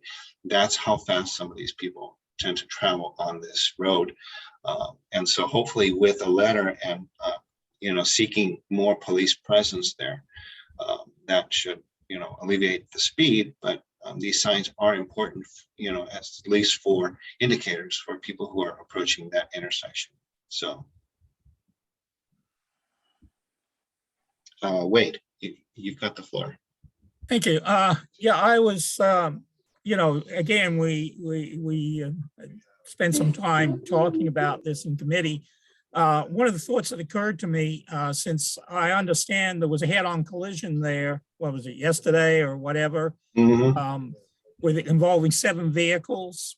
Again, they're going too fast, and maybe one of the things that we should also be asking for them to post a reduction in speed, because maybe there is, but I don't remember. I think when you're coming south, I think there is, but I don't think when you're heading north that there is a restriction to the speed, and that might help if nothing else. I know they're going to ignore it, but at least for the police giving out tickets, it's going to be a lot easier. So, and they'll eventually slow down. But I just thought it might be something else that ought to be considered, getting a restriction in speed at that particular S bend. Because it is blind, you can't see. Yeah, no, it is. And I believe there is, Wade, a speed posted limit on there. I think it's 45. It's 40 from Rinaldi to, I believe, like Midwood or Norwood Country Club. And then from there, it increases to 45. Right, so but so maybe to your point, we should have it be consistent and reduced to 40. So I think it should be less than what it is, because obviously, maybe they will violate, but maybe they'll slow down to 60 instead of 70. 75. It certainly couldn't hurt, and it was just something that I happened to think about after I heard about that head-on collision. I thought, hey, this is getting really bad. So anyway, just a thought. No, just yesterday, as a matter of fact, actually, someone from the AYSO program that was there, they texted me that there was one of the parents leaving the facility got into an accident right there, right outside of the facility. So I don't know the details. If you know, what the car was doing, if it was speeding when they hit them, I have no idea. But yeah, but we see one too many accidents in that area. Karen, you've got the floor. Yes, City Council recently passed that motion to reduce the speed limits by 5 miles. Has that already been done there, or is that still in a work in progress? And then my second statement is just that that is a very dangerous area, and I encourage a yes vote on this 100%. Thank you, Karen. I don't know about the motion about reducing the speed, but I don't think anything's been done. But to Wade's point, I think it would make sense to put it in the next committee as an item. May I make a comment? Yes, you got the floor, Ralph. Okay. I think posting speed limit signs is ridiculous because they're not following that right now. I think what you need to have is like a flashing light that says caution or something out there, because something has got to get their attention other than to posting a speed limit, because they're going 70, 75 miles an hour. You talk to Richard Fisk or so, and they have measured, you know, over 75 miles an hour on that street. I mean, they're obviously not following the speed limit. Maybe they're drunk or something, but you need to have something that gets their attention and say a flashing light perhaps, or a reflector light or something that says caution, curve. No, that's another good suggestion. I agree. Okay, something Because that we haven't rattled the cage enough with what we're doing. something for committee to consider. Brian, you've got the floor. Yeah, I just wanted to add that the northbound Balboa, just past Woodley, there are arrows that say that there's a curve. But by then it's too late. Yeah, by then it is. I agree. There's been a number of accidents right here on that curve. Yeah. And they will continue because there is a huge problem that's brewing because they set bollards up for a bike lane. They have the entrance to the soccer fields, the sports complex, and people are trying to make left turns into there, and they're trying to make left turns out of there, all of which is an extremely dangerous environment. And like I was saying earlier today, asking Richard if he knew about it, that is where there was a 7-car pileup on a head-on collision, and people, I don't remember if anybody died, but there were definitely people that were seriously injured. So something has to be done here. I know that we do have cops up here at Woodley. We do have them down at Knollwood, at Pinecrest from time to time, but mostly at the golf course. But it's not enough because people they don't do 70 through there. I've seen them do 80.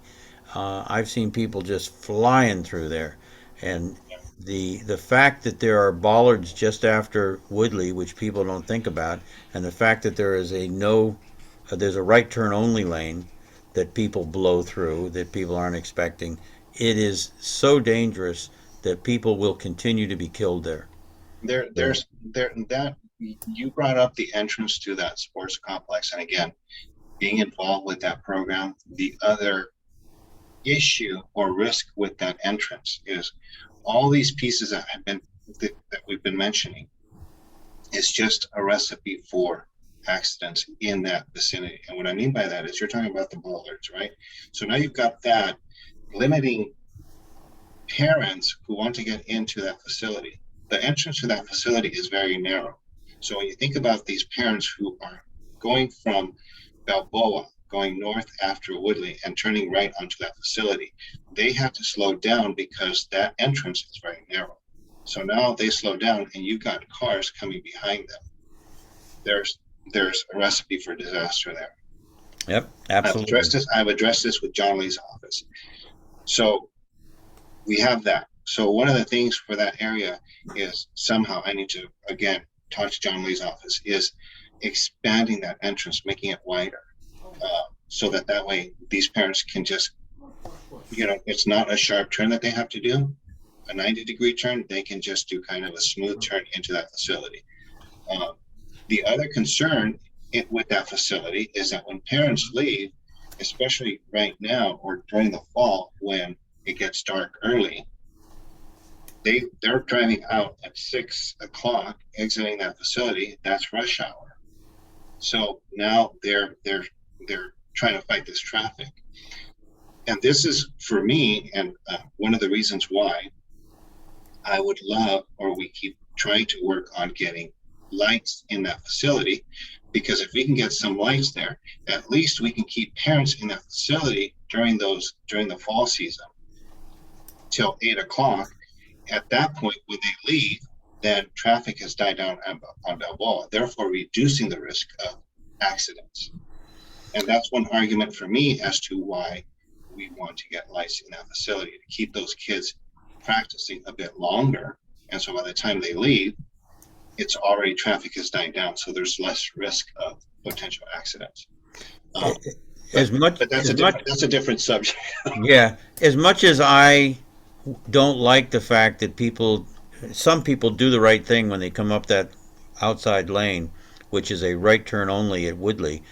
As much as I don't like the fact that they make their U-turns in front of my house, I would rather have them forced to make that right turn and make the U-turns on a safer street that isn't running 50, 60, 70 miles an hour than to go straight through that intersection and then try to crowd themselves into other cars, which, when it's not stop and go, is an extremely dangerous environment. So I would like to see them put bollards along Balboa going north in that right turn only lane that go up and actually go around the corner. And by doing that, they are forced to make that right turn and cannot go straight through, which would put a level of safety out there that doesn't exist today. That is has been contemplated, Brian, before. That has been part of the discussion with John's office. But the concern there, if you were to do that, that is where the buses pick up passengers. So now, well, wait, the bus picks up passengers across the street. They don't pick up passengers on the south side. Are we getting a little off track from this? Sorry. I'd like to call the question. It's 10:17. Okay, sorry. Yes. Okay, let's go. Okay, thank you. Let's move on. Sorry. All righty. So let's take a vote on this then. There's a free Zoom app that you can use, Brian and Oscar. If it's just 2 people doing it, you can do it all day. What's that? There's no time limit on it. Thank you, Alfredo. All right, no, I agree. It's already, oh my God, it's already 10:15. Okay, so let's take a vote on this one. Do I need to repeat the motion? I will, just for clarity. Discussion motion regarding installing signage on the east side of Balboa Boulevard just before Woodley Avenue, including arrows to indicate that there is a left curve turn ahead past Woodley. So, any opposed? State your name. I hear none. Any abstentions? I hear none. Therefore, this motion passes with 12 votes, 1 absent. Okay. Item M, West Valley Neighborhood Alliance on homelessness. Graham? No report. No report. Thank you, sir. Brian, small business. No report. Okay. Ralph, faith-based representative report. Yes, very brief. At the pancake breakfast, I had a discussion with the police chiefs and Councilman Lee. We don't have a chaplain at that police station, and other stations do have it. And I left my name and cards, etc. there, and they were to get back to me and see what they could do. And I haven't got the response yet, but it's in the works. Excellent. Thank you. Great update. Thank you, Ralph. Thank you for taking the lead on that. Appreciate it. Excellent. Okay, no, we don't have student representative. Okay, so last board member announcements. I will go around the room. Karen Waters. Nothing. Good night, everyone. Happy Mother's Day to all the moms. Thank you. Brian. Well, first of all, my apology for being on the phone for the last 20 minutes. But I will say, I will let you know that I was on the phone with Cindy Cleghorn from Sunland Tahunga, and 3 people recused themselves on an issue at Sunland Tahunga without contacting the city attorney, and they are now being called on the carpet and ridiculed for that, just as I have been with the city attorney. So there's something going on in the city, and it is absolutely absurd. So just to let you know what I have found out about that. And with that, thank you very much. I apologize to everyone for not being attentive in the last few minutes. Thank you, sir. Alfredo. Nothing to report, sir. Thank you very much. Thank you. Graham. Nothing. Great meeting. Thank you, everyone. See you soon. Thank you, sir. Sid. No comment. Great meeting. Thank you. Thank you. Thomas. Thank you, Oscar. I was gonna make a comment, but now I think maybe I should talk to the city attorney first. So I think I'm gonna refrain from commenting. So thank you. Thank you. That's good. I love it. That's a good one. Good one. You learn fast. Ralph. A brief comment. I was not happy with our LAUSD representative and the inaction that she's providing. Okay. Well, I was gonna say we can certainly follow up, but okay. Thank you, Nathan. Great meeting. It was great to hear the debate, and it was good to have a professional conversation amongst all board members and stakeholders. So thank you all. Much agreed. Thank you, sir. Jason. Didn't dare make a comment at this hour. Good to see everybody. Happy Mother's Day. Thank you. And Robert is absent. Denitsa. Just a quick comment. I know Chris isn't here, but I just wanted to thank him for his time on the Plum Committee. He stepped down from the Plum Committee and attended his last meeting last month, but just wanted to let everyone know that we appreciate his time and service on the Plum Committee, and just a happy Mother's Day to everyone. Thank you, Denitsa. Alvin. Nothing for me. Thank you. And for me, lastly, very busy agenda, but that just goes to show that we have a great board and committees, and all of its members are very involved. And I, as I'm sure all of us in our community, appreciate everything that you do, your time to bring these before this board, because without that, again, our community couldn't prosper as it does. So with that, great meeting. Thank you, everyone. Happy Mother's Day to all those mothers out there, and have a good rest of the week. All right. Thank you. You too. Thank you, everyone. All right. Thank you. Good night.